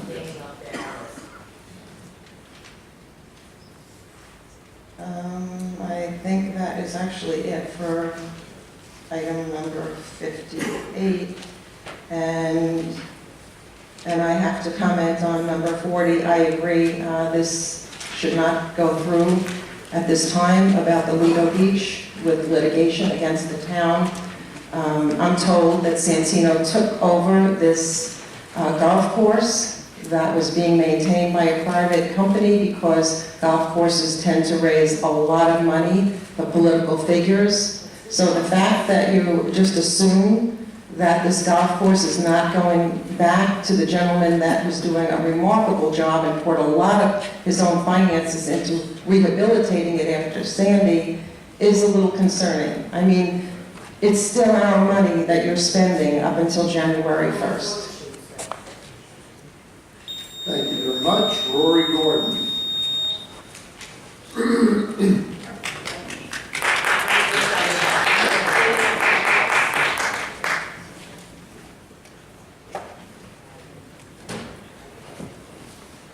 Rory Gordon, Hop Hog, New York. I would just like to educate myself. I'm 32 on the 2 pumper trucks. Are you replacing 2 pumper trucks or are you adding 2 pumper trucks? Replacing. What happens to the old ones? The old ones are either sold as used trucks or sold as scrap, depending on what the condition is. And where are they sold? Where are they sold? Yeah, I mean, there's an auction, it's advertised, and the Merrick Fire Department handles that. Okay, so they're sold for scrap and generally sold. Or if they still have useful life to them, they're sold as used trucks. Okay, so I suppose we would have to FOIL to find out how many trucks were used, were scrapped. I mean, I don't understand, fire trucks don't get a lot of mileage on them. And This fire truck, my recollection is this fire. Stop the clock, please. These passed a while ago. This is just a bond resolution to authorize the money. These 2 pumper trucks are replacing pumper trucks that are very old. When you say very old, how old is it? I don't specifically know. I don't know if there's anyone from Merrick Fire Department here today. They're probably not. But we can get you. We do, actually we do have, would you mind, Mr. Fabian, if you want to just illuminate? Come on up if you would, yeah, please. Thank you.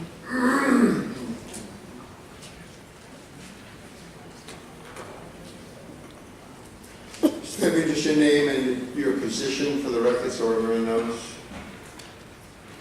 John Fabian, ex-chief Merritt Fire Department, 43, a member of Friendship Engine and Hose, and currently on the board of directors. So the question was, how old are the trucks that are being replaced? One pump is a 1990, second pump is a 1992. May I ask a question? You can ask through me, absolutely sure. What's the mileage on the trucks? Well, I don't think, my knowledge of fire trucks, which is fairly extensive after all of these years, it's not the mileage, it's the hours of operation, among other things, correct? Yes.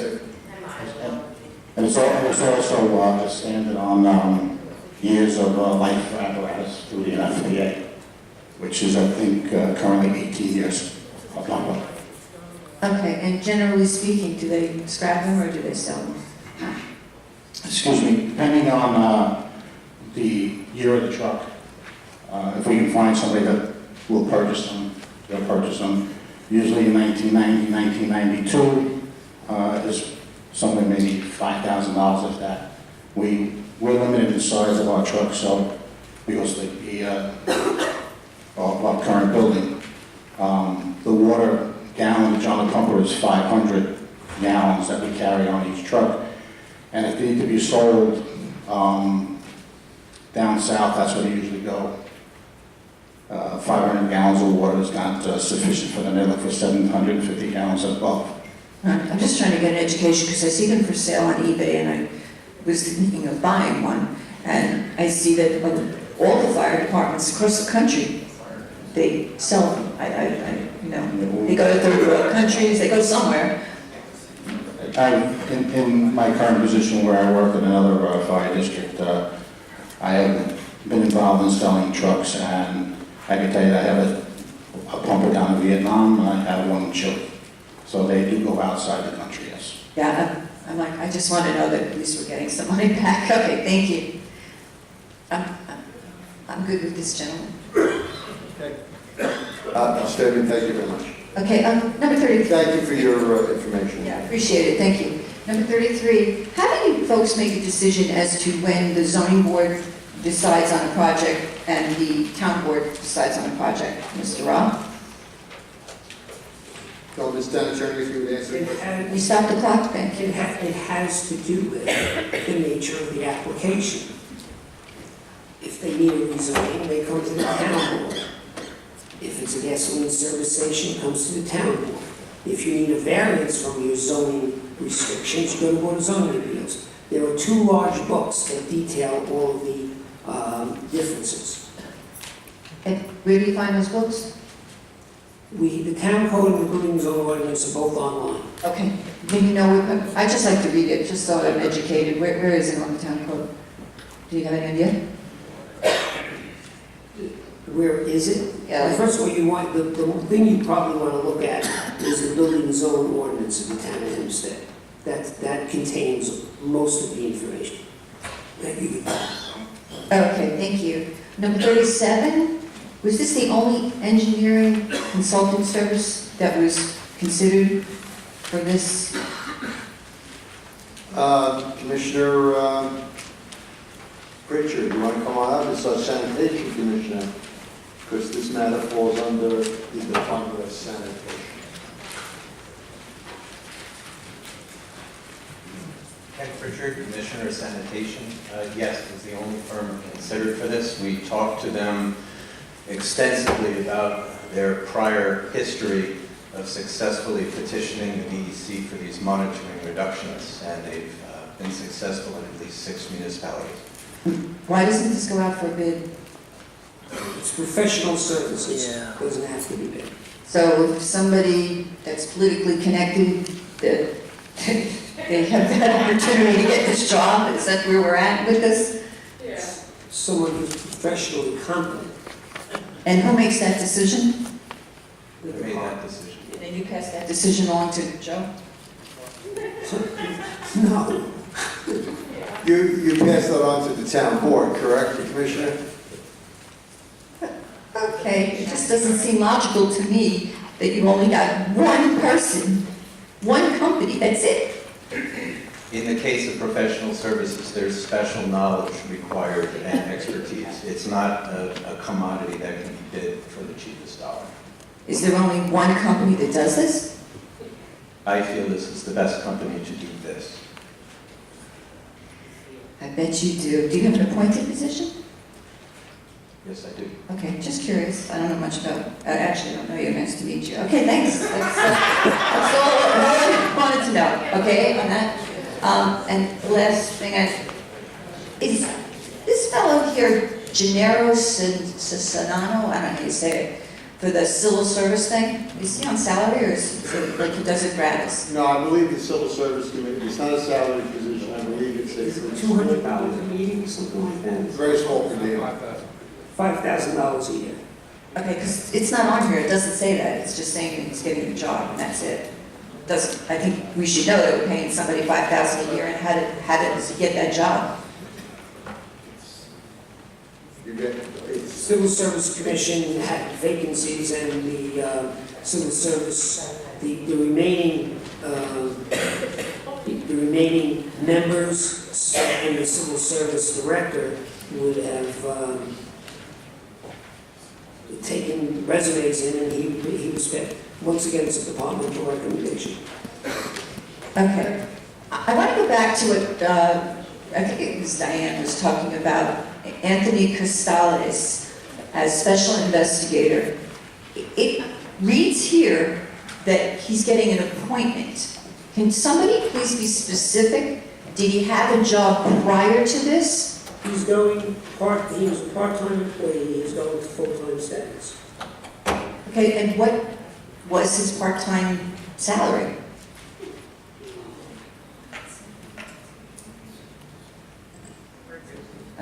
If he's talking, I'm waiting for an answer. Can you please stop the clock? As a part-timer, he was not salaried, he had an hourly rate, $20? His hourly rate was $20 an hour, and now he's being hired full-time. Okay, and this is an appointed position, that's correct? Correct. Okay, and, wait, there was one other. Tiffany, she's going to be appointed as a clerk, is she already an employee? Yes, she's part-time. Okay, and Ralph Morvello, he's appointed code enforcement? Is he a new employee? Yeah. Is it an employee? Yes, he's an employee. Why does it say October 16, 2017? How does that work calendar-wise? He's already in the job. Retroactive too, is that what it is? He started work October 16th. But how do you start the job before you get the appointment? Under the law, we can do retroactive. We can appoint and do a retroactive resolution. I told him. Okay, can we expect next month, or next meeting, to see a lot more appointments? If I can tell the future, I'd be a Belmont.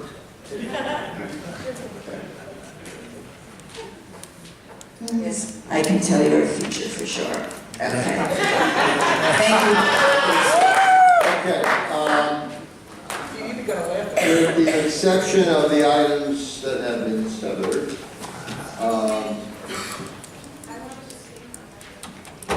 which number, ma'am?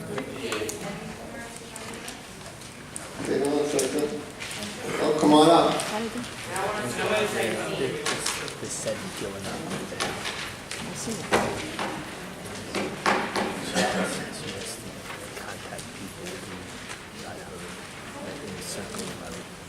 Your name and address for the record, please? Good afternoon, everyone. My name is Emergency Funberg. I reside at 139 East Clinton Avenue, Roosevelt, New York.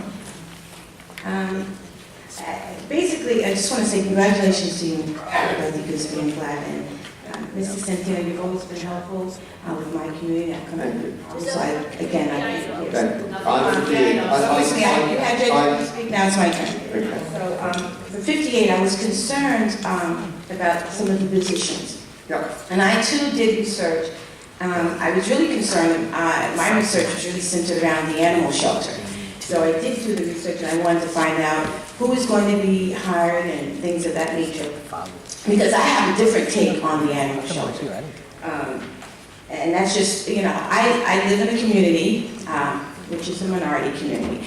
And friends and family friends of mine, we've talked about the animal shelter because my husband works at the JD Center, Juvenile Detention Center. He urged me to go to the animal shelter to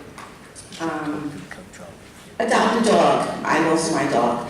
And I went there with the anticipation of coming home with a little dog. I wanted a toy dog. But I was met with something different. So when I'm listening to everyone speak this morning, and I'm looking at, because the reason why I researched, because I want to see how we can remove some of the people there.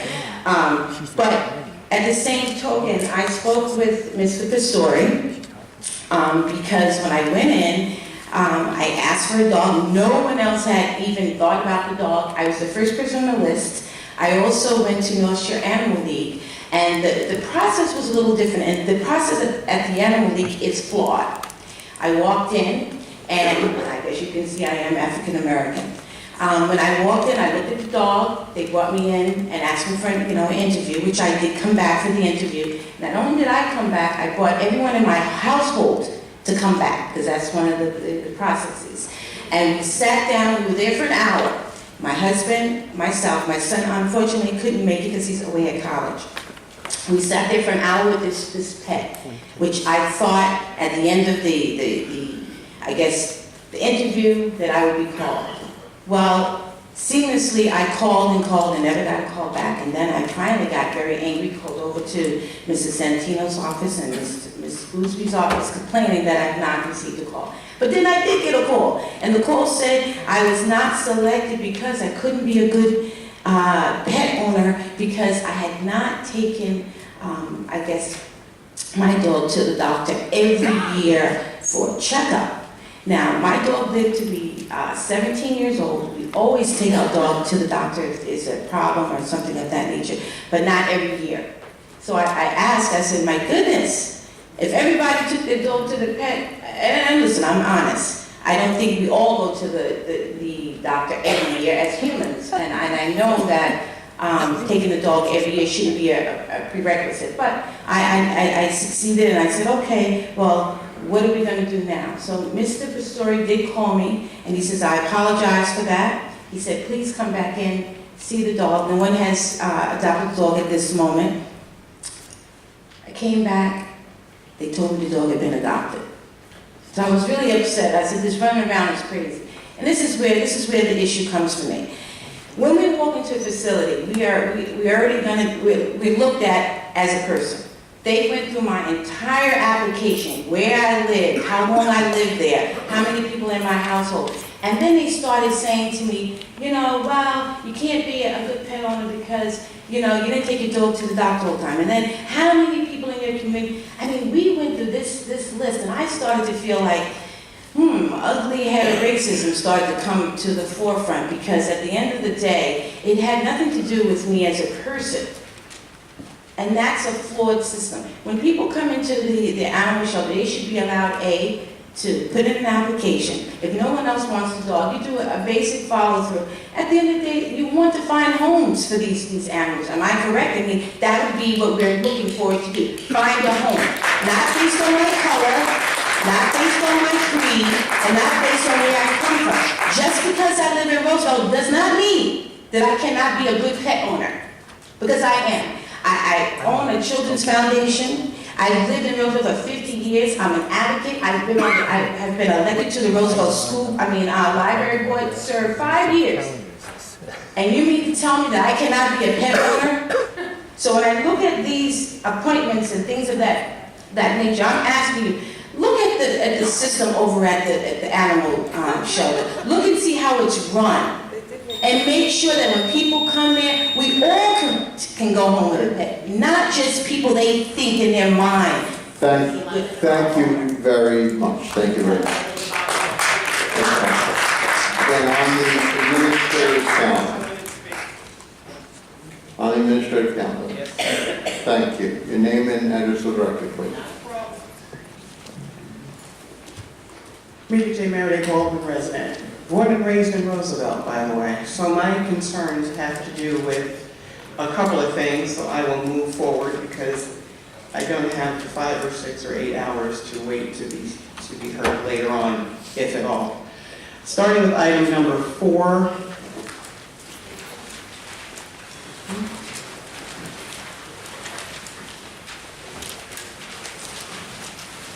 To say that there's 137 resolutions on there, including 13 in Baldwin, 22 in Roosevelt, and 9 in Uniondale. Again, I concur with the earlier speakers that we positively must do a better job in terms of preserving these households and also trying to keep the people in the homes. And I stand in support of those residents who have been here in support of the animal shelter day in, day out. And for those who know me in attendance here, my first and foremost priority is for our veterans who are still suffering, and they suffer in silence. Many of them in some of these homes that are probably going to be demolished. We need to do a better job of that. And again, before anyone gets into the 400,000, I believe, from the budget that was discussed during that interesting process about having one full-time person and support staff. And again, I do want to commend those who are in the economic development and buildings arena for the work that they do as far as providing information and listings, but it's not enough. So I just want to, again, put that on record with regard to item 4. We need to preserve those homes. We need to preserve the opportunities for residents to be able to stay in their homes. And if anyone's been following the news, as I have with regard to the hurricanes, particularly in the Caribbean islands, namely Puerto Rico, when we're getting thousands of residents from those communities who will be coming to New York. And I hope they will not be significantly targeted into minority communities, which have happened to a number of other students, where significant communities such as Hempstead and others that have been impacted with students that have come here without any resources. Item number 6, the special assessment in relation to the demolition, that ties to the same thing I just spoke about, that we need to do something better, working with land grant processes within the county, within the state, federal government. I don't care where we get the money, we pay enough taxes here, we need to have our voices heard. I was disappointed that there was no additional discussion or opportunity to discuss the transitional funding abilities that Councilman Blakeman brought up. Again, folks are just shooting things down ad nauseum because they don't want to address those issues.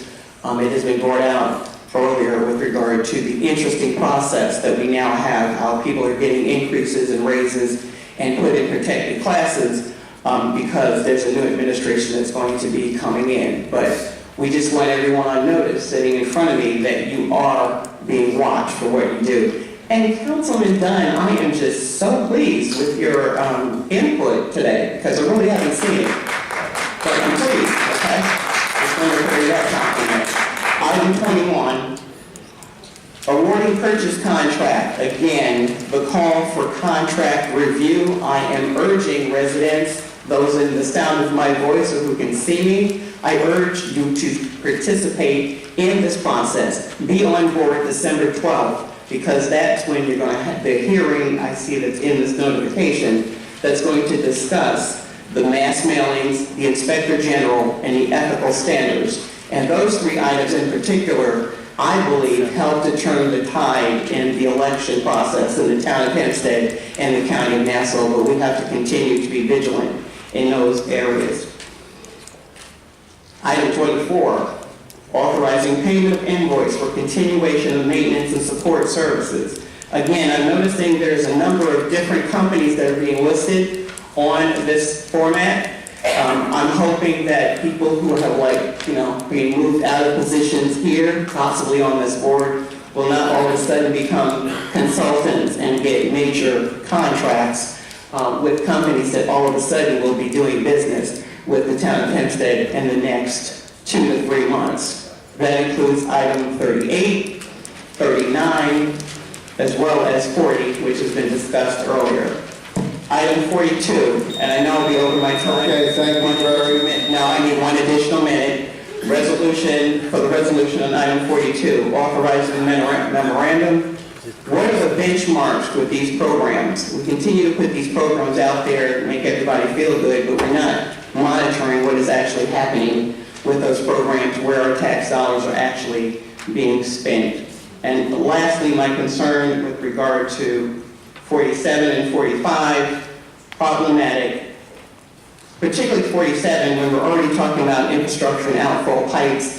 If we're not already looking at the funding that we're supposed to be getting from the state and the funding that we already used up from the federal government, is 47 just another patch job that's going to be damaged by the time we get through our next winter? 50, 51, 57, and 58. Again, I just want to put it on record so that the public looks and they drill deep, as Felix Procacci, Diane Nett, and others are doing. Who are these companies? What are their... Okay, we've gone a minute over, so we will move forward. Thank you very much. No problem. Thank you so much. Looking forward to a new phase in January. Mr. Faraday, I would just like to acknowledge the presence of your mother, who I've known for, I hate to say it, over 50 years. It's nice to see you. Nice to see you. Okay.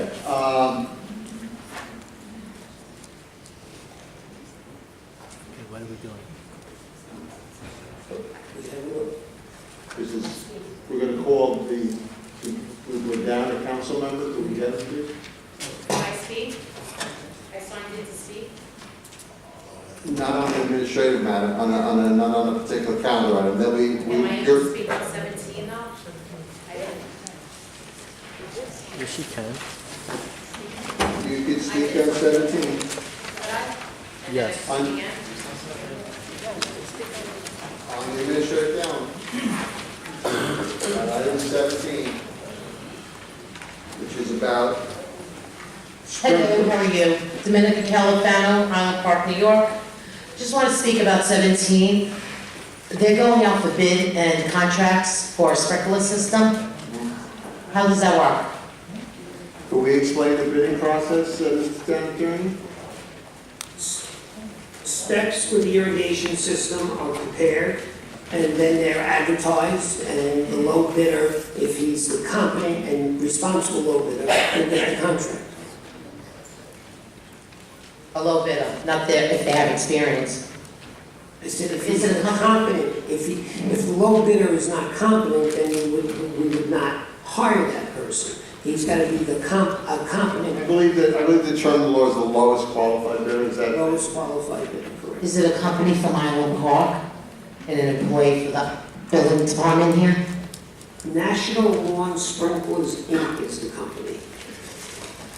Mr. Supervisor, may I make a request with respect to going forward with the golf course? I think that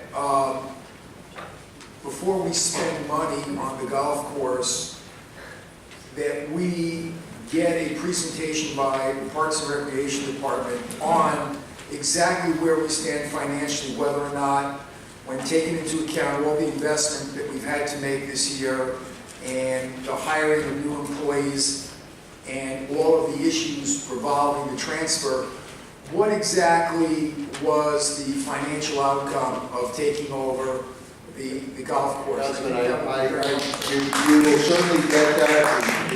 The Parks Department will prepare that for all the members of the board. This item is on the calendar now. It's National Lawn Sprinklers Inc. They're located in White Plains, New York, and the contract is for $54,300. How much was that for?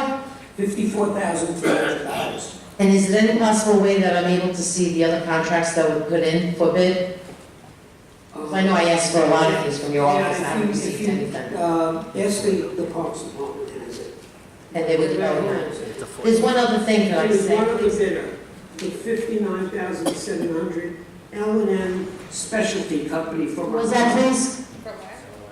L&M Specialty Company from Ronkonkoma.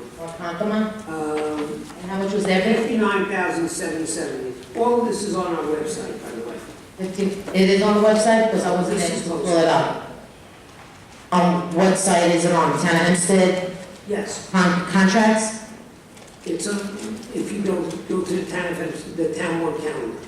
Okay. Can I say something else? On the administrative calendar, you can, sure. Is it possible to, Which item on the calendar are we talking about? I'm just talking in general about passing any hiring and promotions? In general, that would be for the miscellaneous part of the meeting later on today. Okay? No reason To maintain order. Okay? So, now at this point, then, I will go forward with respect to the items that have not been severed. So there are, just so we're all clear, the items that have been severed by board members are, unless I am incorrect, they are item number 11, 15, and then the last three, 67, 68, and 69. So absent those, we already have a motion and a second, so please call the roll. Supervisor Santino. Aye. Councilman Ambrosino. Aye, all items except 53 on which I recuse myself. Councilman Blakeman. Aye. Councilman Diaz-Padrón. Aye. Councilman Dunn. Aye. Councilwoman Guzzi. Councilwoman Kinswini. I will abstain from voting on the following resolution items of the administrative calendar: 11, 12, 13, 16, 17, 18, 19, 20, 21, 22, 23, 37, 30, 37, 38, 39, 48, 50, 51, and 57. These items involve the expenditure of Hempstead Town funds, and I believe that we must have comprehensive ethics reform in the Town Inspector General to ensure that we have a contracting process that's open, transparent, and safeguarded against corruption or malfeasance. I vote against items 17 and 40, and yes for the remaining ones. Now, we will go to the severed items, and I believe Councilman Blakeman had questions relative to item number 11 and item number 15. So Those questions are now in order, and I would say with respect to the, well, ask your questions, Councilman, if you like. Okay, so with respect to item 11, I don't think there's sufficient information for me to vote on this item. I did have some relationship with this, this contract as a private citizen about 7 years ago, so I'm not sure whether I had any dealings with this group at the time, so out of caution, I'm going to abstain from voting on that. With respect to item 15, could we explain, first of all, why the bid was rejected, but more importantly, I have never seen the plans for this park, although it's in my district. So I'd like to hear a little bit about the park. Okay, Commissioner DePaula, if you would come and answer the questions. Can I just say that the resolution is to reject the sole bid because it came in over budget. We had an estimate as to what we thought the bid should come in at, and it came in over budget. So that's why, that's what this resolution does. Do you want me to repeat it? Yes, Councilman Anderson was having a side vote. This resolution rejects the sole bid on the item because the amount of the bid came in higher than it was budgeted for. And so, and since it's a sole bid and came in higher, we're rejecting it, and the theory is to rebid the item. So this is solely to reject the bid. This has nothing to do with going forward. What were the plans for? What was the work that was to be entailed? Well, I think, Commissioner DePaula, could you just give us, the councilman, a broad overview of that? We have a, I'm going to say about a 3-acre parcel of property on Central Avenue that was given to us from the county over 10 years ago. In that, we were bound to build that park within 30 years. The money to build that park is coming from planning and development. They allotted us $677,000. We designed the park to fit in that figure, and it came in way over. So we just canceled it. Okay, so when we acquired the property from the county, there was a requirement that we would put a park in? Within 30 years. We could put nothing else there? Just the park? Okay. Thank you. Then I have no problem. Okay. Then, I guess we'll call them individually, and then we'll go to the last three. So let's call item number 11, which is the LED lighting facilities. Would you, I need a resolution, a motion, please? Okay, let's do 11 and 15 together. I'm going to accuse myself on 11, so. So let's call them separately, so the councilman can be recorded. Yeah, you can do. I move a resolution number 11 and number 15. On both of them, okay. So now let's call them separately. Call number 11, please. Number 11, resolution awarding formal bid for upgrade of LED lighting for facilities throughout the town. Okay, call roll. Supervisor Santino. Aye. Councilman Ambrosino. Councilman Blakeman. I'll accuse myself. Councilman Diaz-Padrón. Councilman Dunn. Aye. Councilwoman Gooseby. Councilwoman King Sweetie. I abstain for the reason I just stated previously with the other votes. Okay, item number 15, it's been moved and seconded. This is rejecting the sole bid and authorizing a rebid for the construction of Central Avenue Park. Call roll, please. Supervisor Santino. Aye. Councilman Ambrosino. Councilman Blakeman. Aye. Councilman Diaz-Padrón. Councilman Dunn. Councilwoman Gooseby. Councilwoman King Sweetie. Okay. Now, the last three items are resolutions calling public hearings. So we're not dealing with the merits of the items involved. We are just dealing with calling a public hearing. So that would be calling a public hearing on ethical standards, calling a public hearing on mass mailing restrictions, and calling a public hearing on the Office of Inspector General. And again, the question before us is to hold a public hearing on December the 12th or not. And I'd like to make a motion to amend each of these three resolutions. Can I do that now, Mr. Roberts? I would like each of these resolutions to be amended to call for a January 9th hearing date to allow time for the supervisor-elect Gillen to participate in the process.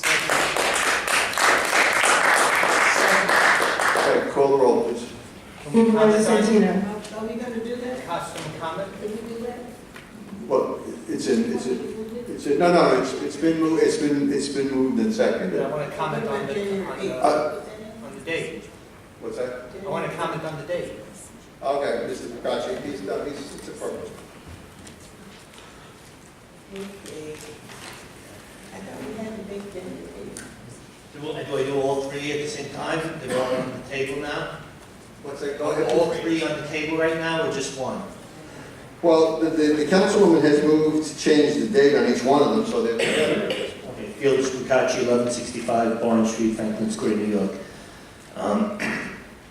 I also, I really want this to be pushed back even further past January 9th, because I feel that on each of these items, they have, I don't want to get into the details, it's not really relevant, but I think that it needs, they need to be presented to the communities, what they mean, because there's, I believe, items within this that need to be added to these resolutions. It needs to be discussed before, so it's more of a final form when we get to a hearing, as opposed to right now, I think they're more like rough drafts. I read them last night. I had a number of questions on them. Of course, I'm not going to address those, but it's the reason to push it back so we can get more community input on this and get the new supervisor up to speed on all this, what they should be included in these resolutions. So, past January, maybe into February meeting or something, but maybe a date to be named later.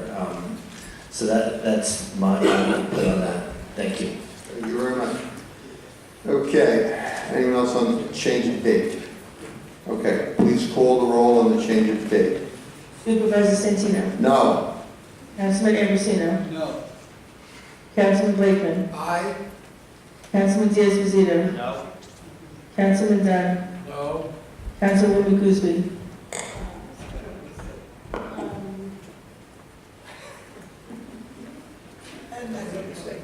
Say something. So that's an abstention from the senior council. Abstain? Okay. Councilwoman King Sweeney. Aye. Okay, now calling the matter 67, 68, 69 as presented on the calendar for December the 12th. Call the roll, please. Supervisor Santino. Aye. Councilman Ambrosino. Aye. Councilman Blakeman. Aye. Councilman Diaz-Bazito. Aye. Councilman Dunn. Aye. Councilwoman Guzman. Councilwoman King Sweeney. Aye.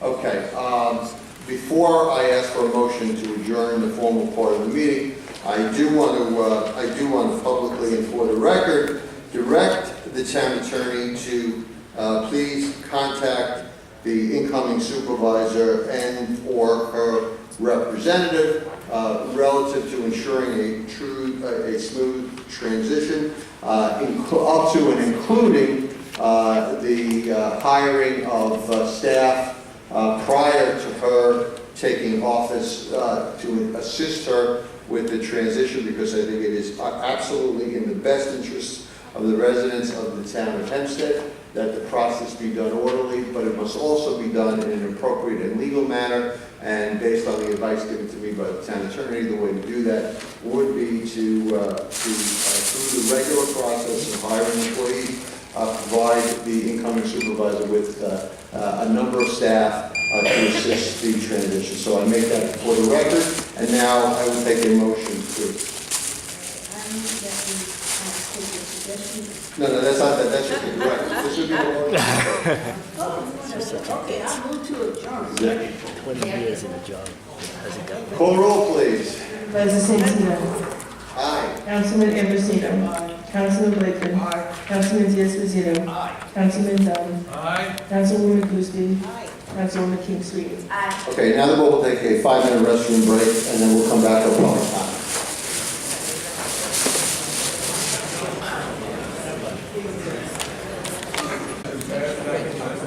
Okay.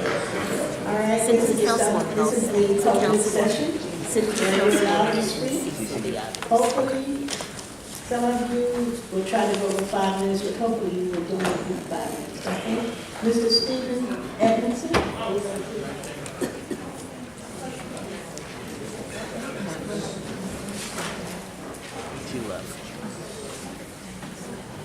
Steve Edmondson, on Mrs. Birth, Whitesea Avenue, Oceanside.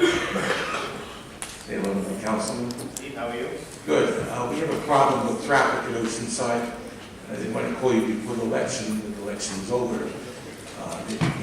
Get some town officials and county officials.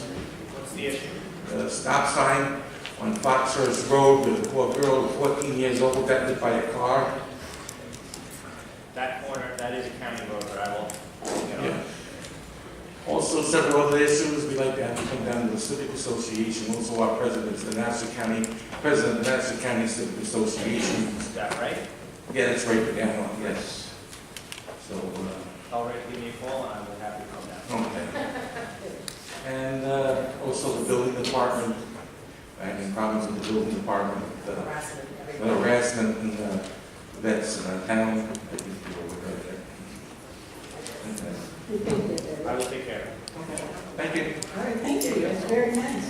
That was 5 minutes, good. Professor, Professor, I think he was here already, so he's gone. Someone here? Is Terry Winston? Terry Winston from Hempstead? Paul Goodwin from Merritt?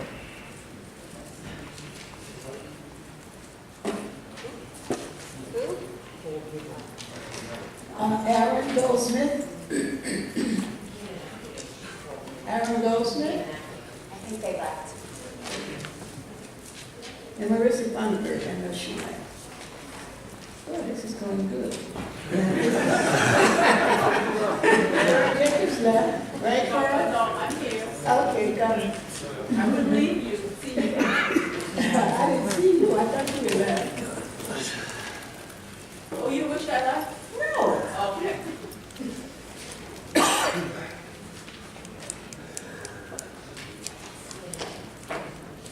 These guys. Pro Jacobs, Union Hill. I'm going to read something, page 59 of the Town of Hempstead preliminary budget for the year ending December 31st, 2018. It was to page. Page 59. So that has to look at, so that's right. Okay. Okay. Function, Community Service Department, Water, Responsibility and Activity. The Town of Hempstead Water Department operates the Bowling Green Estates, East Meadow, Levittown, Lido Point Lookout, Roosevelt Field, and Uniondale Water Districts, which in turn provides potable water to the residents and businesses in the communities of Bowling Green, East Meadow, Levittown, Lido Point Lookout, Roosevelt Field, and Uniondale, as well as portions of North Belmore, North Merritt, and East Garden City. That's my problem right there. That's the problem that we have in Uniondale, East Garden City. I'm going to read to you the resolution adopted by the Town of Hempstead, April 14, 2015. Councilwoman Goolsbee offered the following resolution and moved its adoption as follows. Resolution requesting U.S. Census Bureau to change the census tract delineated as East Garden City to Uniondale. Whereas the Greater Uniondale Area Action Coalition has requested the Town Board of the Town of Hempstead to support a change in the designation of Census Tract 4073.01 as delineated in the 2010 census, and whereas the 2010 census delineates Census Tract number 4073.01 as East Garden City, and whereas the delineated tract corresponds to the historic Mitchell Field, documented by New York State government through New York State Division of Military and Naval Affairs, Military History, to be Mitchell Field, Uniondale, Long Island, 1917 to 1961, a U.S. Army Air Force base. Whereas this board deems it to be in the public interest to agree to change the name of the census tract. Now therefore be it resolved that the town board of the town of Hempstead formally requests the U.S. Census Bureau change the name of the census tract 403.01 from East Garden City to Uniondale. And be it further resolved that in correspondence, statements, maps, and websites, the town of Hempstead henceforth refrains from the use of East Garden City. The foregoing resolution was adopted on roll call as follows. Okay. Okay, now, Councilwoman, may I? Yes, go ahead. yes, The short, he's going to direct the short answer is that that's a mistake, it's a typographical error, it should never have happened, and we'll make sure we correct it. Well, it's happening more often now. We're seeing it all over the place. We're seeing it on maps. We're seeing it in the news that we're seeing it in different correspondence, different areas in the Mitchellfield area. They're designating themselves as East Garden City.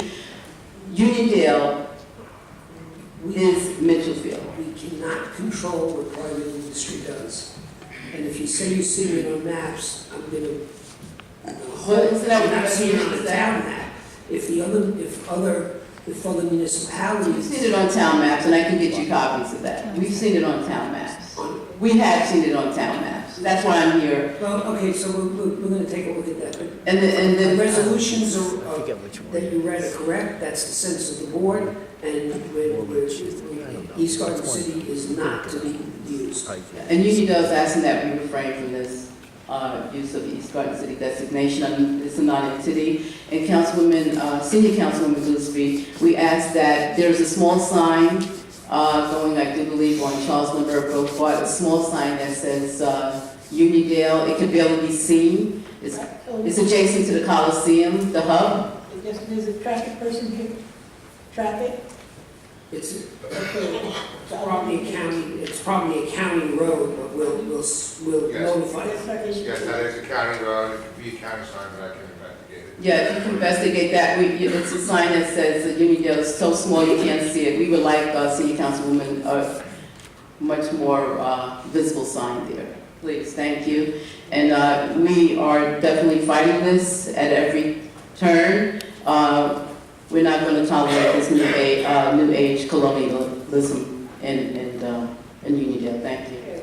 You have a meeting tomorrow, remember? Yes. 2 o'clock. Yeah. Thank you. You're welcome. Stu Krill? Oh, wait a minute, it is adjourned. That's what the laundromat? It's been adjourned. Really? Yes. We just saw it yesterday. Put it on there. Thank you. Thank you. You're welcome. Bruce, you hear that? How are you? Stu Kroll, Port Washington, New York. I just want to give some recent reflections on the election. Can't hear you. Can you hear me now? Yep. Okay, there we go. First of all, congratulations to everybody on the board that was reelected. Mr. Santino is not here to hear this, But sir, this is not the right place for that. not the right place for what? If you want to discuss the election, this is not the right section for that. These are general comments. I believe I have the right to talk about whatever I like. Mr. Attorney? Are you going to talk about town issues? I mean, this is not, it's not a political forum. You understand? Talk about things that relate to everything that goes on. Well, I guess let's see where he's going. Okay, we'll see where it goes. Yeah. Yeah, okay, I think I can talk about whatever I really would like to.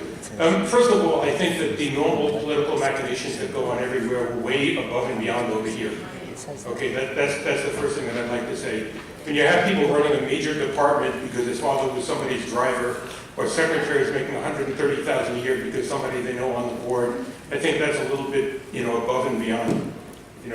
Also, what I'd like to say is a horrible thing is when you get somebody, one of the town attorneys that's also making a large six-figure amount of money, and when they go and they foil information on a charity for developmentally challenged, children, I think that, and it turned out, I think that it was, very much in their detriment to have done that. But what I'd really like to know is how low that person can actually go. Is there some level, exactly, is there some level that even Mueller wouldn't have stooped to for political gain? Mr. Town Attorney, is that a lawsuit? The matter's in litigation. No, wait. Just because the matter's in litigation, we can have a public conversation about this. Absolutely, you can speak about it. Would you please wait till after? know they were out there and they were picketing and so forth, and I was told that they had filed a lawsuit. Is that true? You're talking about Camp Anchor, correct?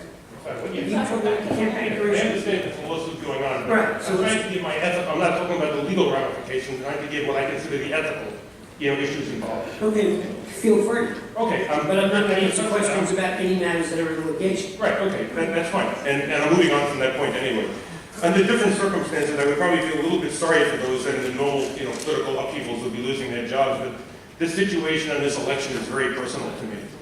When conditions at the shelter are such that we have a $4 million budget and $10,000 is spent on uniforms and $500 is spent on animal marketing, I think there's something very wrong with that. I mean, that's totally ridiculous, and apparently this administration had zero conscience. And I'm sorry the supervisor, as I said, is not here. Speaking of a lack of conscience, I'll always be sad at the situation that happened, at the Oceanside landfill. Dozens of cats were made innocent pawns in a quest for political retaliation. Until it was way too late, no individual or group was allowed access to the property except for the corrupt and cowardly SPCA, with our good friend Gary Rogers.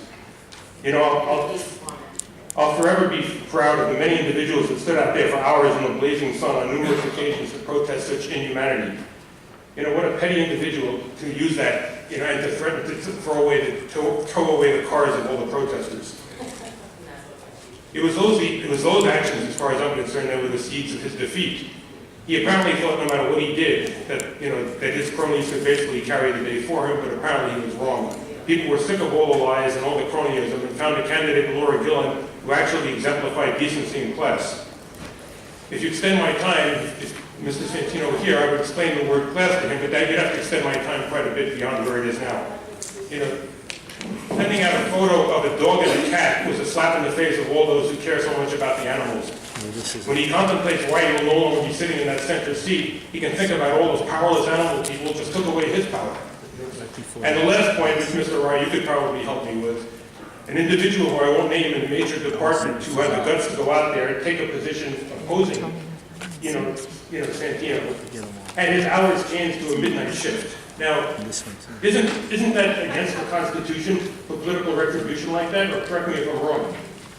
Here's what I would say to you, that person, if he's a town employee, and he feels that happened with him, he has union protection, he should go to his union, and they will follow grievance on his behalf. Sure they will. I'm reasonably certain that didn't happen. It's probably just a coincidence, one of many. Anyway, personally, I think that the head of that department that did that to him, should be fired and probably arrested as well. All right, thank you.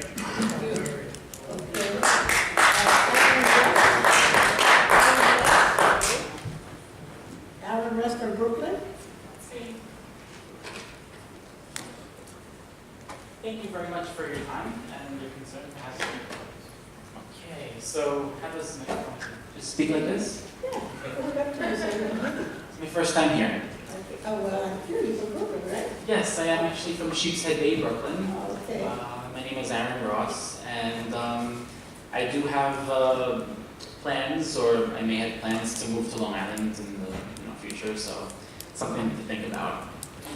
But if I do move here and I eventually have children and raise a family here, one of the things that is going to concern me is education. I want to make sure that my children have a good education, and I think it's something that applies to the whole town, all of Nassau County for that matter. Except we don't control education, that's education, proper education. Okay, but one of the issues is, maybe you could relay this to the Department of Education, is the fact that they have classes that teach reading, writing, math, and science. And I think that's wonderful. However, I think that they should also have a class to teach morality and ethics. One of the important things about education is it should teach children essential life skills. And how we treat each other is just as important as math and science, reading and writing. And in some cases, it might even be more important. And people should learn, basic values and basic, virtues such as kindness, honesty, giving to charity, sharing, and just how to be a decent, good, loving, caring human being.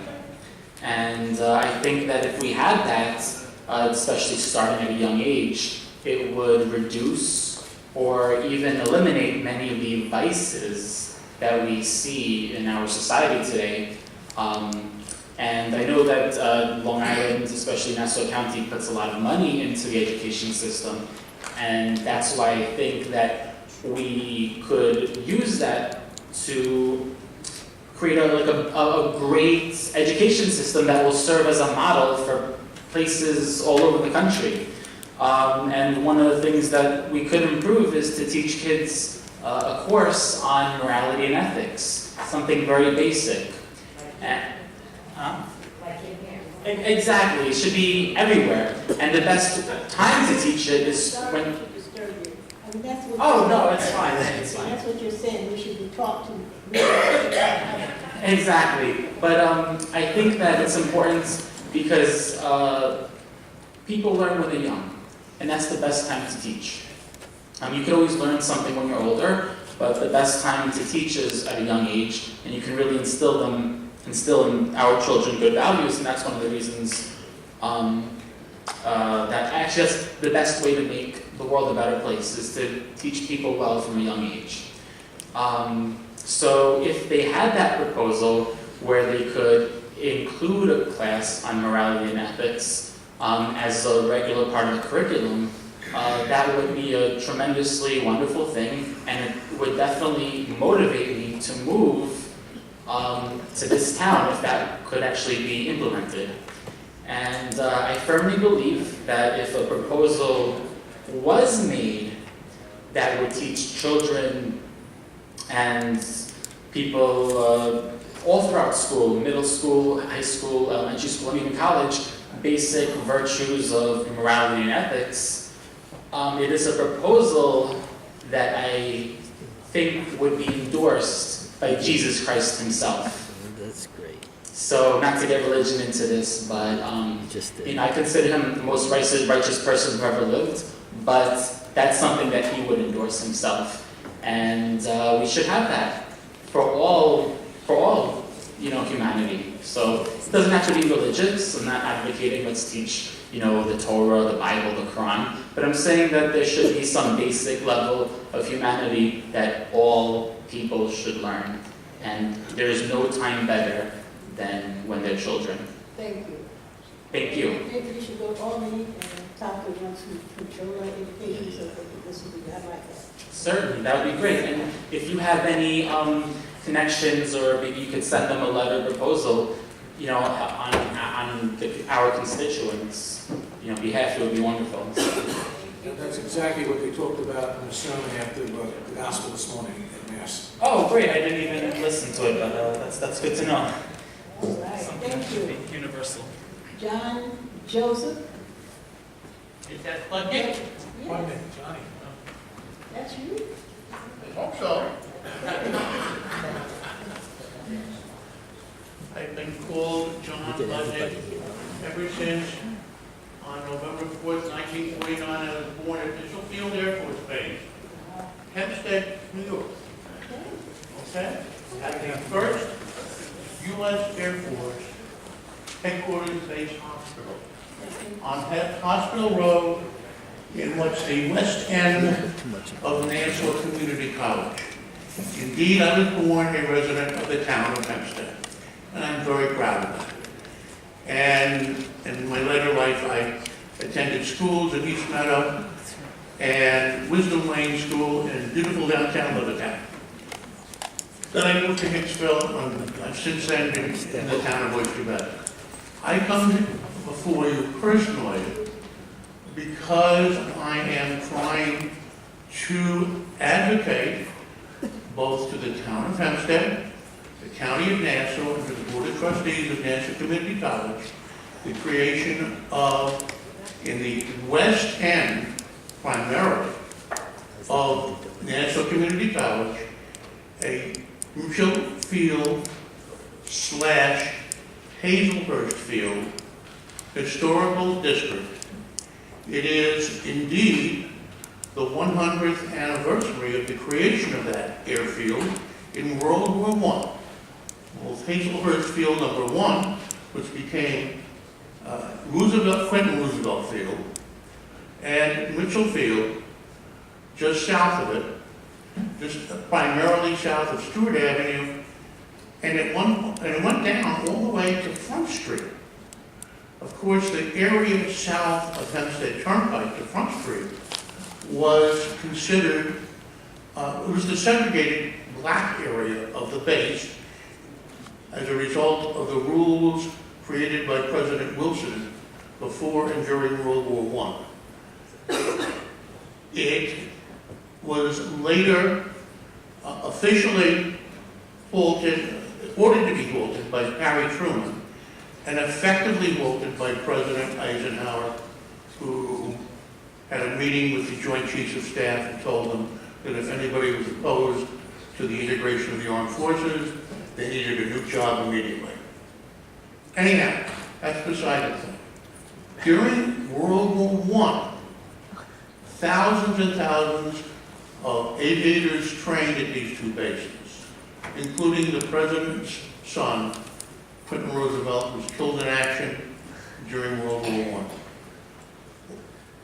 More importantly, during the interwar period, Mitchell Field became the premier base in the northeast area of the United States. And in 1940, it was designated the headquarters for the entire northeast quadrant of the United States, the headquarters of the 1st United States Air Force. It's also the headquarters of the Air Defense Command, not merely for the East Coast, but the entire United States of America. Headquarters of the Continental Air Command, headquarters of the Air Corps' Anti-Submarine Command. My own uncle, who was torpedoed on a Texaco tanker right out of the Fire Island. That submarine surfaced, and the men were going to the guns to kill all the survivors when planes from Mitchell Field intervened and drove the German submarine away. We have an enormous history that is not being told. We need to create a place where it can be told, where we can understand what happened in World War I here on Long Island, in the interwar years. In the interwar years, Mitchell Field became the headquarters for the joint U.S. Army, U.S. Navy Aeronautical Medical School. The first one, the only one that ever existed. And there are numerous other reasons why Mitchell Field is very historically important. I understand some people at the Aviation Space Museum, some friends of mine from the U.S. Air Force Association, of which I'm a member, are in the process of trying to put together an application, both to the state and federal government. It will need the support of the town of Hempstead, the county of Nassau, and the board of trustees, who I'll speak to later over at Nassau Community College, to effectuate the creation of such an historical district for the benefit of each and every one of us. Okay? Thank you all very much. Gary? Mr. Gary, would you meet with this gentleman to see if we can help him? Yes. Okay, you meet with Mr. Gary? Mr. Gary? I'm an old friend of Mr. Jewett. Okay. And Councilman Dunn, and among others. And I thank you all, honorable members of this town board, for hearing me and hopefully hearkening to the need of all of us on Long Island to create something that will mark our real history and our great, great veterans. Without them, the Holocaust might be going on still. in Germany. Thank you, sir, for your service. God bless you one and all. Thank you, John. Thank you, sir.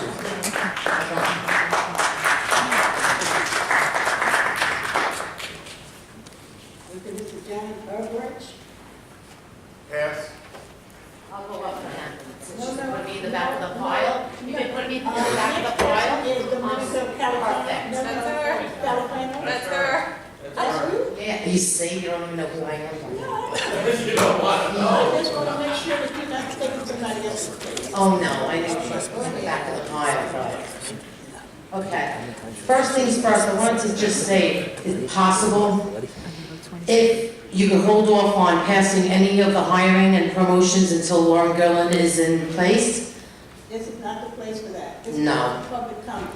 Okay, I'm just bringing it up, because everyone's giving promotion and hiring everyone before Santino was out. That's something that has to go before the board. Okay, the other thing is, Anthony D'Esposito has a building in Island Park that has no permits for any of his awnings. I got numerous violations. I have to pay $250 every 2 years for an awning on my property. And him as a councilman should be paying for his awning on Austin Boulevard in Island Park. It's not because he's a councilman and he can run wild. This is not the Wild West. That's the first thing. Second of all, he has this friend that he hired, Gary Gordon. He's been all over the internet, bullying, cursing families out on company time. Ed Madden, the date is July 21st at 9:30. This is taxpayers' money on Town of Hempstead thing that they're out cursing families out. Gary Gordon, Christopher Downs, Ed Madden, the building department. They have harassed me for over 3 years because I have spoke out about corruption in the county. I had the police department coming by my house to arrest me. I was arrested, I was put all over the news at gunpoint because I've been speaking out about you people. Anthony D'Esposito's family's been on this payroll and friends for the last year, and it's more than ever before. I had to have the officer out here escort me outside to my car because I have your employee of the Town of Hempstead, Gary Gordon, threatening me outside in a parking lot. This is a disgrace, what is going on here. That I had to hire an attorney to sue the Town of Hempstead and the Village of Island Park, and it continues to go on. I'm not sure where we live. I thought this is the Town of Hempstead, and everyone's equal fairly. That I come out and speak out about corruption and about people's behavior and the bullying on election. Dog poop all over my office windows in Island Park. These are your people that are councilmen. This is how they conduct themselves. This is a disgrace of the bullying in Nassau County. Gary Gordon, since he's been employed here, has 3 lawsuits against him already. This is taxpayers' money. How can we have an employee of the Town of Hempstead behave this way? Isn't the company policy, Mr. Ra, I wrote to your office, you never answered back, and it has nothing to do with the lawsuit. The company policy is that no social media is allowed to be on, no employees could be on social media on company time. You have Ed Madden, the building department, throwing me in violations, putting pictures up on company time at 9:30. This is great, taxpayers. All us taxpayers. It's not part of my lawsuit. That's all you say is blah, blah, blah, blah. First of all, if you're a plaintiff against the Town of Hempstead, I cannot speak with you. It has nothing to do with this. He has Anthony D'Esposito's friends all over. It has nothing to do with this. I'm just showing you what your employees do on company time.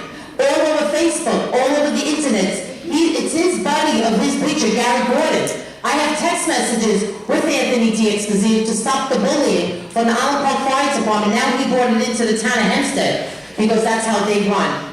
If that was sent to us... It was sent to you and you ignored it. That's not true. We're investigating. Don't be so loud. You can I'm not. It's enough. If this was happening to you, how do you feel? How would you feel? You wouldn't feel... You know nothing about it. You saw me up here for how many years? I don't know anything about what you're speaking about. You know nothing about what I've been speaking about here for 2 years. I called your office and spoke to you also. I spoke to your office. Yes, I do, and I have the copy of the voice message. I'll let you hear it. You were told about all this, what they've been doing. Since Anthony D'Esposito came as council, it became living hell for people in Island Park. And his bully, Gary Gordon, Ed Madden, they're on company time. Anthony has no warnings for his, he has an awning on his business with no permits. They ended up violating, what was his name, Roy Hunter, for 5-day suspension. because of his dirty political connections, that nothing happens to him? This is not fair. Okay. All right, next person, Mary Ellen Craig.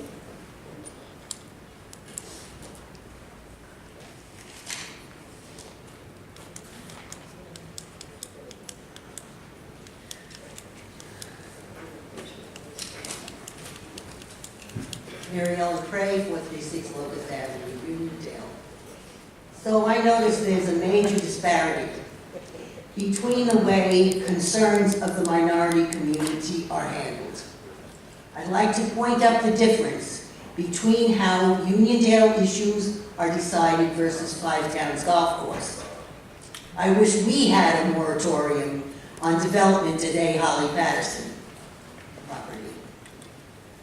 This is really, we have so much of a greater density in that proposal, and yet it was passed by this town board. Another thing, I'm concerned about the possible additional cost cutting in senior services. Now, the Senior Citizens movie is supposed to be a very popular situation that senior citizens enjoy, but I caution about having a sedentary activity.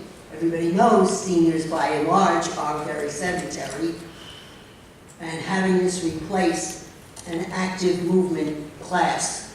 And in many cases, those Friday classes are going on in various communities, and we've been told, well, there's no Friday class this Friday, there's no Friday class next Friday, there's no Friday class until December. Is that because of the holiday? Or what, is that normal? That's not normal, is it? Good, I just don't. It isn't normal. No, but there are different activities planned, and as I say, they are by and large sedentary activities. And it seems to me it could be better scheduled. And if people want to go to a movie, it shouldn't replace.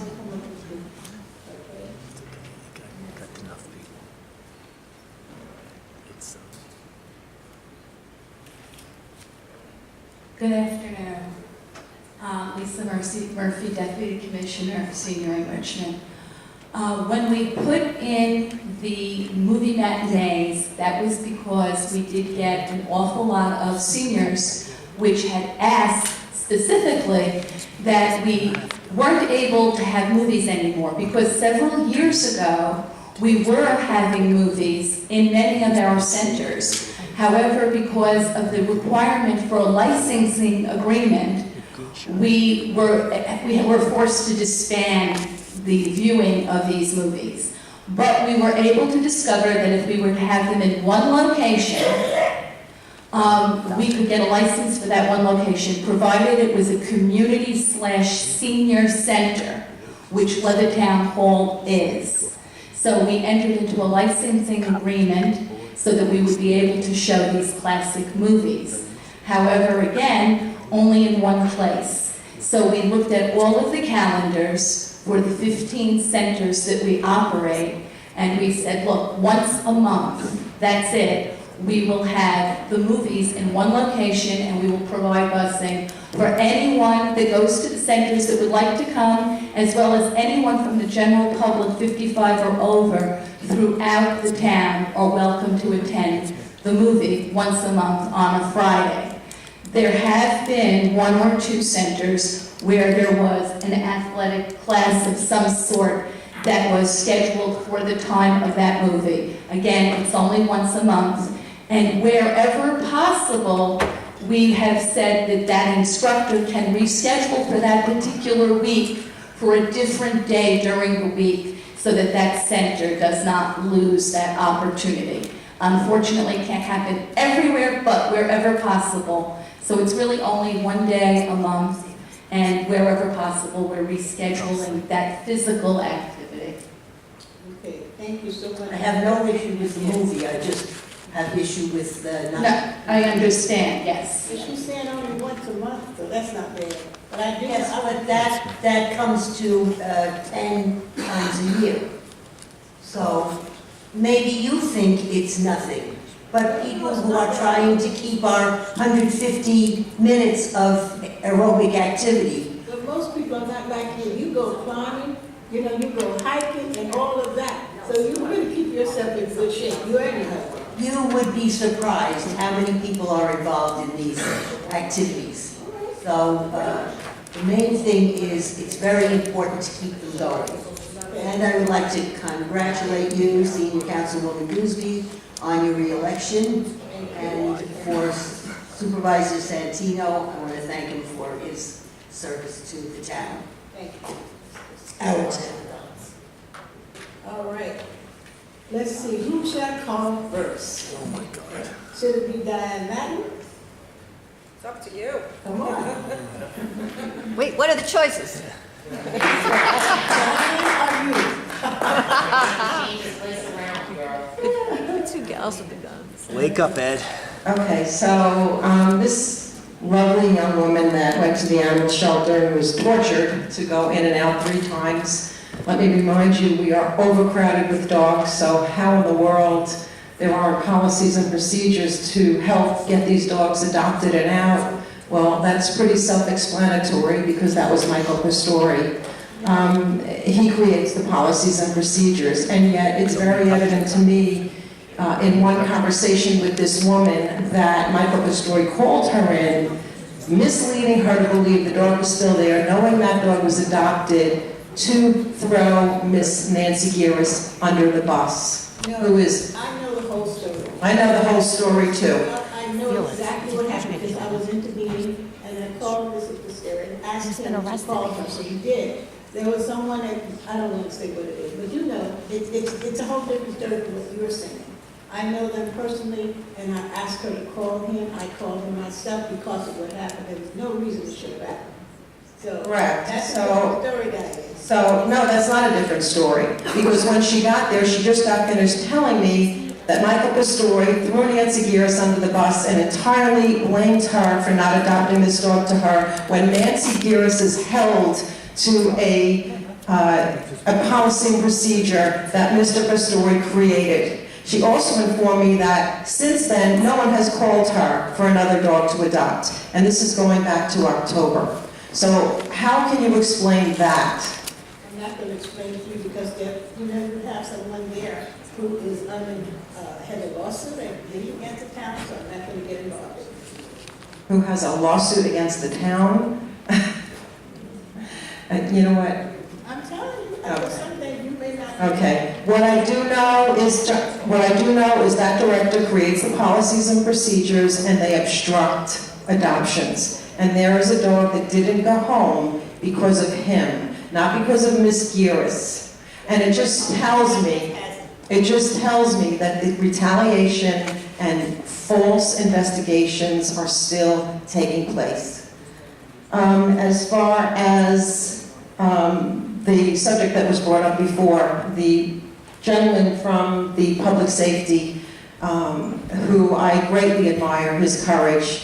It's very, very hard to speak out and say the things everyone else wants to say, but he did support Laura Gillen, and because he related to all the things that we said, Mr. John Allen. But since he spoke out, he was punished and retaliated against and targeted, and by Billy Kovaskus, who I believe is an executive assistant of Supervisor Santino, transferred Mr. Allen to Midnight to punish him. So again, I don't want to waste too much time speaking about these things, but a lot of things have got to be undone come January and redone.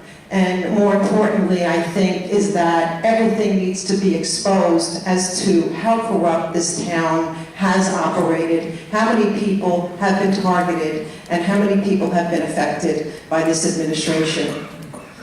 As far as, in fact, the comment that you made, Councilwoman Gooseby, where you said that you were abstaining from the park, what I noticed with the other council people, such as Councilwoman Sweeney and Councilman Blakeman, they naturally explain anytime they don't vote on something. Excuse me, you said abstain from the park? From, right, the park vote. I voted for it.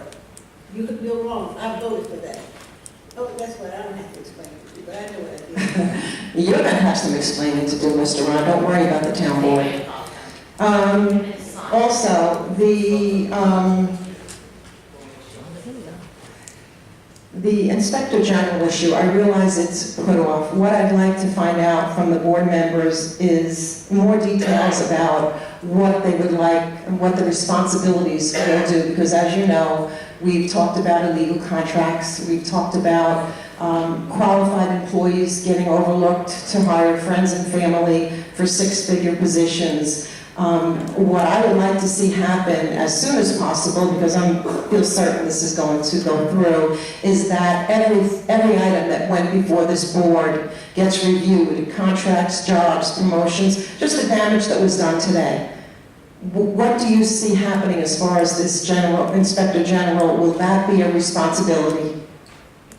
So I'm not sure what's going to happen with the Inspector General. I tried to push it off, let's say push it off, but till January, just so that we could get Supervisor-elect Gillen an opportunity to work with us on drafting it so that all the language is appropriate and as extensive as it needs to be and all of that. So I'm not sure what's going to happen on December 12th, whether it gets voted up, down, or it's reserved. But that all said, once she does take office, I do think we have an opportunity to look at everything. I think over the next 6 weeks or so, lots of conversations will be started. At the outset, having probably nothing to do directly with the Inspector General proposed law, but having to do with the other notices that were issued in a faulty manner, I haven't yet heard back on how many we're dealing with, including the so-called ethics legislation. So I think we need a full accounting of how many laws are on the books that shouldn't be on the books, and the next steps to how to fix that. And I also looking forward to trashing that fake ethics legislation and really moving forward with meaningful stuff instead of stuff that was aimed at removing Bruce Blakeman and myself from office. So to answer your question, I'm not sure yet, but I think we will have a lot of good conversations going forward. Thank you. And to find out what you mean specifically about they haven't answered you yet. Who has not answered you yet? I think that 2 to 3 weeks ago, I think I so lost track of time with all the events that have happened, but about 2 to 3 weeks ago, I sent a letter to the town attorney's office asking for a full accounting of what notices weren't handled properly. In my office, did it in a couple days. I believe Newsday did it in a couple days. I mean, we think there are 4 or 5, maybe there's more. So I don't know how many weren't handled properly, and I also don't know what the next steps are. I've heard competing information on whether or not the ethics legislation as passed is valid or not. So all of this I have no information on. So you're still in the dark. No one Totally in the dark. Totally in the dark. Can you explain that, Mr. Warren? The review's ongoing. Like the internal investigation. What I did also want to point out, and I don't mean to single you out, Mr. Rao, because there's a lot of people in high-ranking places in this town that really have no place in this town any longer. But what I wanted to mention, you typically talk to the public about civil service and following certain civil service. And what most of the public does not know is that you, Town of Hempstead, have their very own civil service. You own it, you work with them, you design jobs around people, and that is the truth. And that is one of the most corrupt parts of this wheel that has destroyed the well-being of not only current employees, but residents. That you have a design to create jobs around your friends and family. how do I go about getting all of the resignations that came when Supervisor Santino took office? I know he had asked for the resignations of, I believe, department heads, appointed positions, attorneys, and whatnot. How would I go about? Your time is up, Philip Bacacci. No one else was told their time was up and the clock kept I going. gave you another hour. I gave you another Boil it. Felix? And I'm giving you another opportunity not to take Santino's place and be the next bully. Felix, sorry. Yes, I'm here.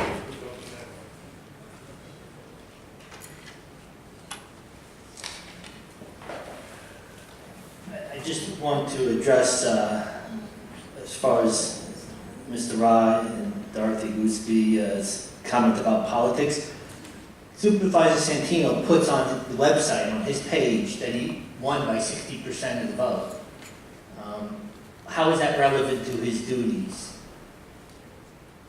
I mean, you know, if somebody wants to talk about politics, yeah, I guess you talk about anything you want to talk about, but nobody brought up that as being unethical or not appropriate for a supervisor. You put about what you're doing, what you stand for, something like that, but to put that you won by 60% of the vote, and you should have put that you won by 60% of a vote by a candidate who spent less than $2,000 when you spent over, what, $500,000 in 2016? Why don't you put all the relevant information together? If you're going to say how you won by outspending your opponent, 1,001 plus all the mailings that had your picture on it. But, put all the information up. Like I always said, I really don't care about it as long as it's comprehensive. On the law, Madden versus the town of Hempstead, I was promised that I was going to get that FOIL. It's past due. I appealed it. Your professional town clerk here, I know National Ahmad said she has the best staff in the freaking country, I understand. And says they can't even respond to a FOIL request saying that it's being delayed, the comptroller won't answer it, or whatever the situation is. These are past due. And I've never been given a reason why they've been delayed. What are you looking for, Madden versus? Well, it's Madden versus the town of Hempstead, her latest lawsuit, the invoices, and the Dover Malibu contract. And I've gotten no response from the town clerk's office, and this is going on weeks past due on my FOIL appeal. So the professionalism doesn't exist. I mean, put it in context. Tell the truth, say, we're professional, but we don't respond to FOILs in a timely manner. Invoices on Madden versus town of Hempstead. Yeah, the invoices. And those contracts you haven't seen, okay. Okay, and are FOILs stamped when they are received by the town clerk's office? Yes. They're stamped. So even if they're received by email, they're stamped? There's a time stamp on it? If it's by email, I guess the email has a date on it. Okay. Is that right? Yeah, I submitted the FOIL request for the camp, Anchor Children. The town did not even acknowledge receipt of the FOIL request. Not even, it's been past 5 days. You can stop the clock. Let me just tell you, well, first of all, you should have gotten a 5-day letter acknowledging the FOIL request on the Camp Anchor stuff. The problem with Camp Anchor is it's under litigation, and the attorney for the plaintiff has asked us, because they think it's not public information, so they've asked us to hold off disseminating. We entered into a stipulation in Supreme Court, holding off until the end of this month to give them an opportunity to bring an order to show cause, to have a judge order us not to release it. So that's where we are with that. Has that stipulation been signed by two parties, by the Yes. town? They've both been signed? Yes. I could get a copy of that stipulation since it's public information. I don't know if it's filed in the court, but if it's public, if it is, you get a copy of it. I'm going to ask for the stipulation. Is Supervisor Santino paying for his own lawyer? We're still reviewing, look, this just happened last Tuesday was when we were served. So right now, we've hired an attorney to put in an answer and request time to answer. We're looking at the allegations to see whether the allegations against the parties are in their public capacity or in their private capacity. So as of this instant, the parties are being represented by the same attorneys representing the town. That could change over the next couple of days. We're going to make a decision very quickly. By definition, by definition, not anything, I don't know what you really told me, by definition, it was in the capacity of the Citizens for Santino campaign. So by definition, it's not town business. The part that might be town business, since Jeff Gold is suing the town, might be because the town clerk or whoever manages those names released those names inappropriately, which Supervisor Santino would not be responsible for in his official capacity unless he's intriguing in FOIL requests, which I assume he's not, because that's not his official capacity to dictate whether FOIL requests are filed or not. So he should have his own attorney, because Citizens for Santino has definitely, by definition, is a private entity. It's not Citizens for Santino was sued, absolutely, they will have to get their own attorney. Yeah, but they are being sued, so the idea that the town attorney's office is working 1 second on his defense. I'm not so sure that that's accurate, but we'll make a decision very quickly. It only happened last Tuesday. Well, that's a big time. Obtaining an attorney is an expensive ordeal. Anytime they want 5, 10, 15, maybe in this case 30,000 up front, it's a big deal. It's not how the town of Hempstead. No, I understand, but he's saving $30,000 by not having to put it, because the units will go in and pay by the hour. And they check in and check out. You know how lawyers work. It doesn't work like that. So if you're saving him $30,000 in retainer fees, that's a big deal for him. And that's a benefit that the taxpayers is paying for. Yeah, but thank you for letting me know that. Was the FOIL done by Bill Lawler by hand or by email? No comment. Okay. Were the FOIL records for Camp Anchor children Bill Lawler used to send letters? Were the FOIL records for Camp Anchor children, the records used to send the letters to Anchor parents? Were those records that he obtained the ones he used? Matters in litigation. No. Okay. Where the name? Okay, I asked for the FOIL that Bill Mueller submitted. I didn't even get the FOIL. That's not a up for litigation. That's just the FOIL request itself. That's a piece of paper. I also foiled the FOIL, and I haven't received it yet. That's a big problem, isn't it? I'm not aware that you did that, but I foiled it about, I think, 12:30 a.m. the day after it happened. Okay? Which one, Rory? Gordon? I was there to see which one. Rory? Gordon.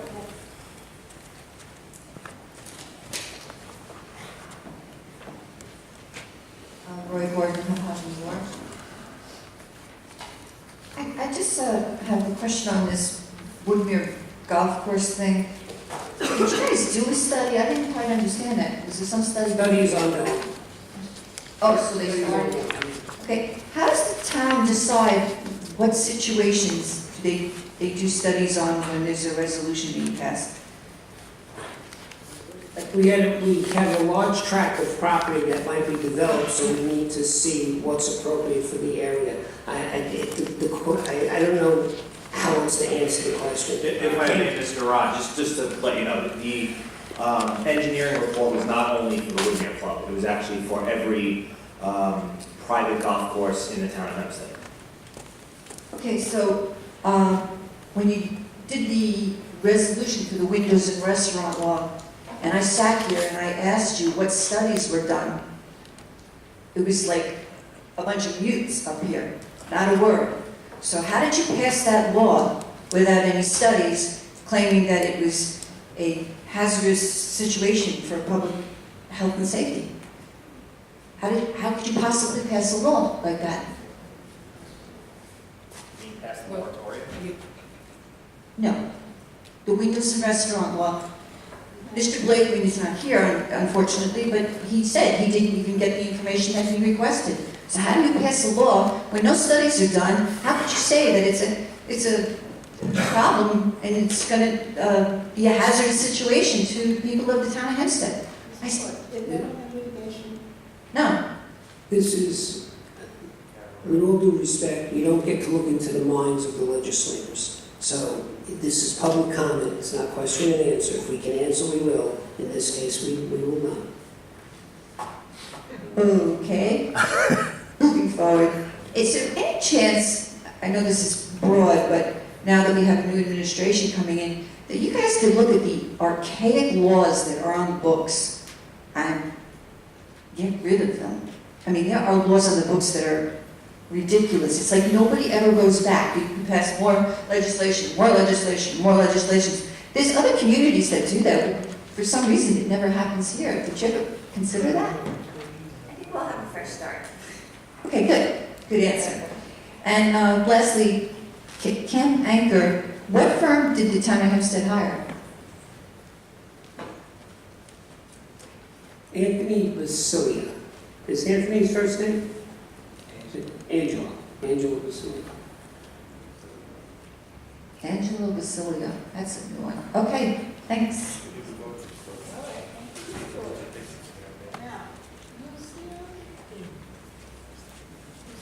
Lucille?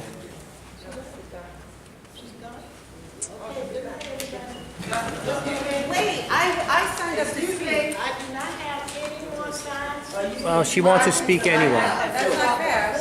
I filled out one. I filled out two forms. I filled out one. No. I filled out two forms. One was for item number 40 regarding the Lido Golf Course. Just let her speak. Clearly, we stuck. I'm going to let her speak. Thank you. I didn't call her. Okay, and I'm next. I filled out two forms. I'm speaking. General section, and then the Inspector General. 2 sheets. I'm there.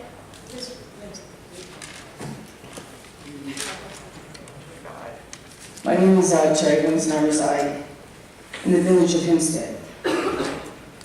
On November 13th, myself and Catherine Gary were present at a public hearing hosted by the Town of Hempstead IDA regarding the transfer of a pilot from the previous owner to the new owner of 50 Clinton Street.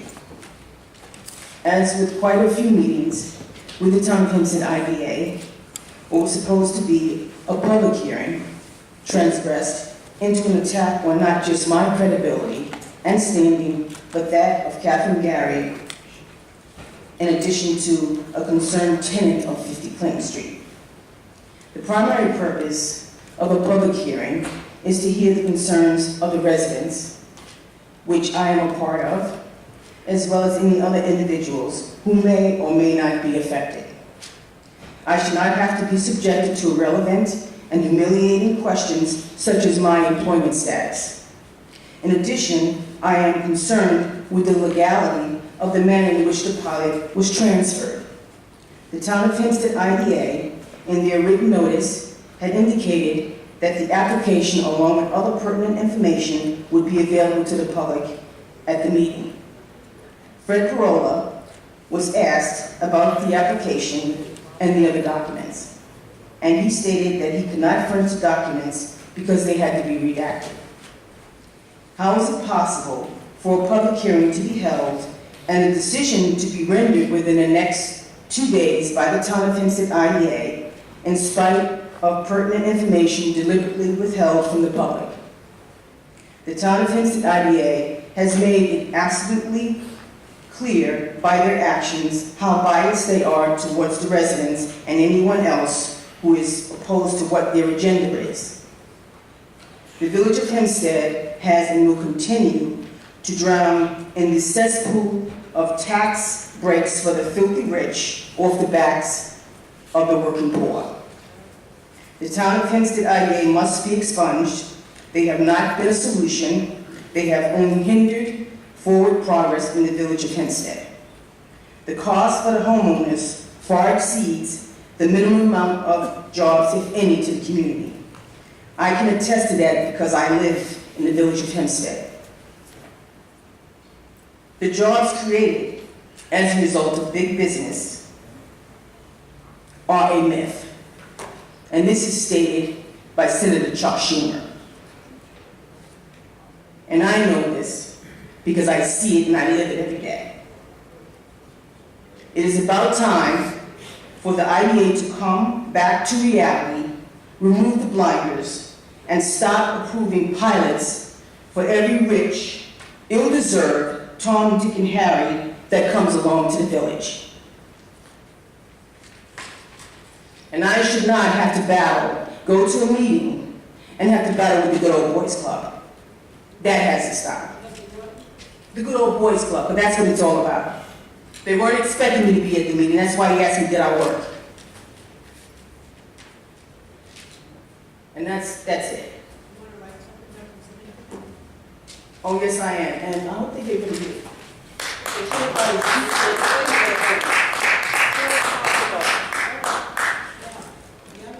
And that's about draining the corruption that we're living in Nassau County. We have a lot of money, and we have nothing but crap.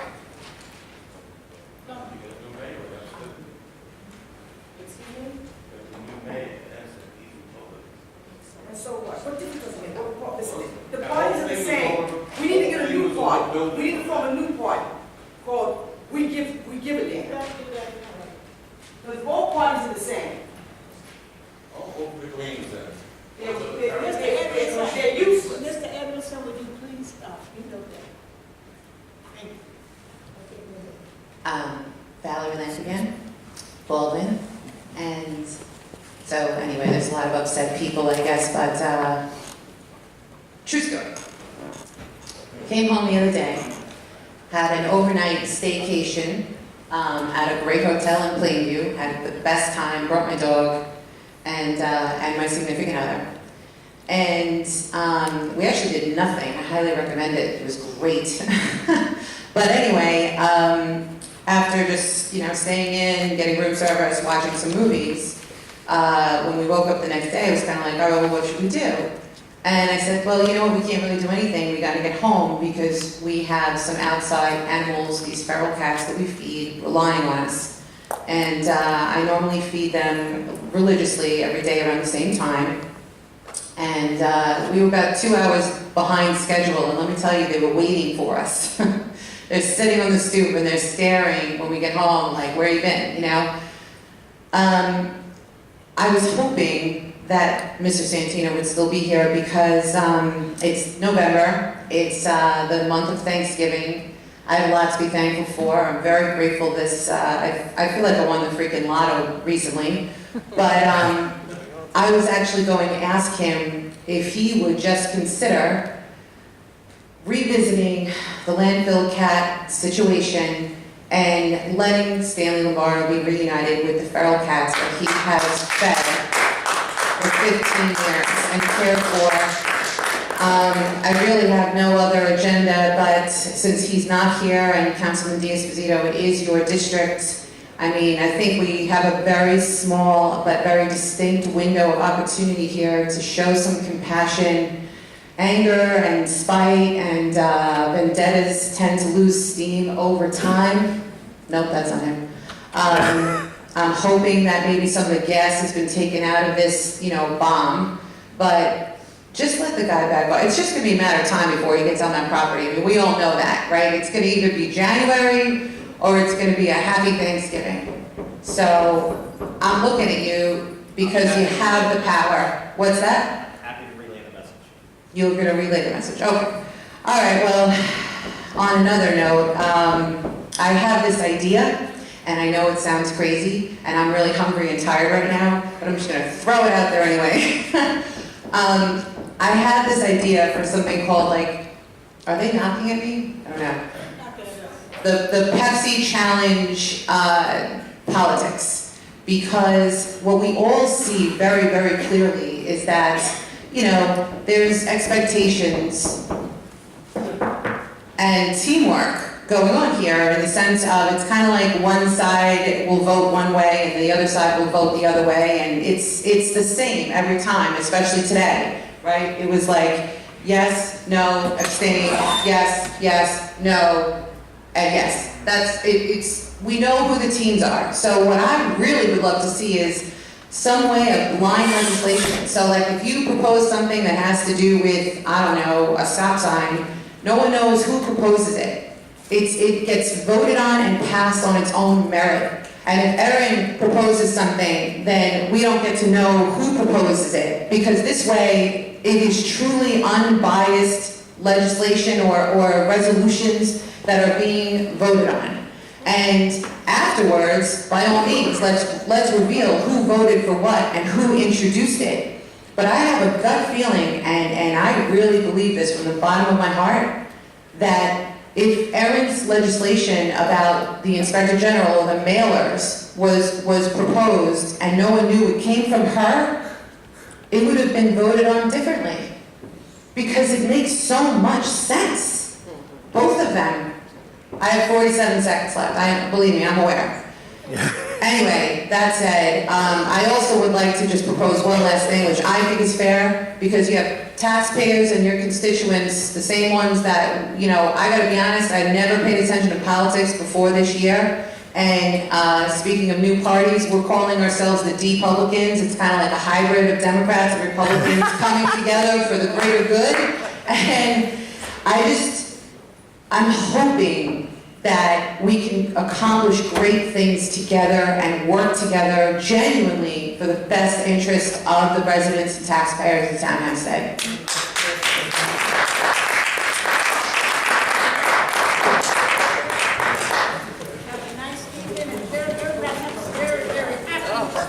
Very lovely.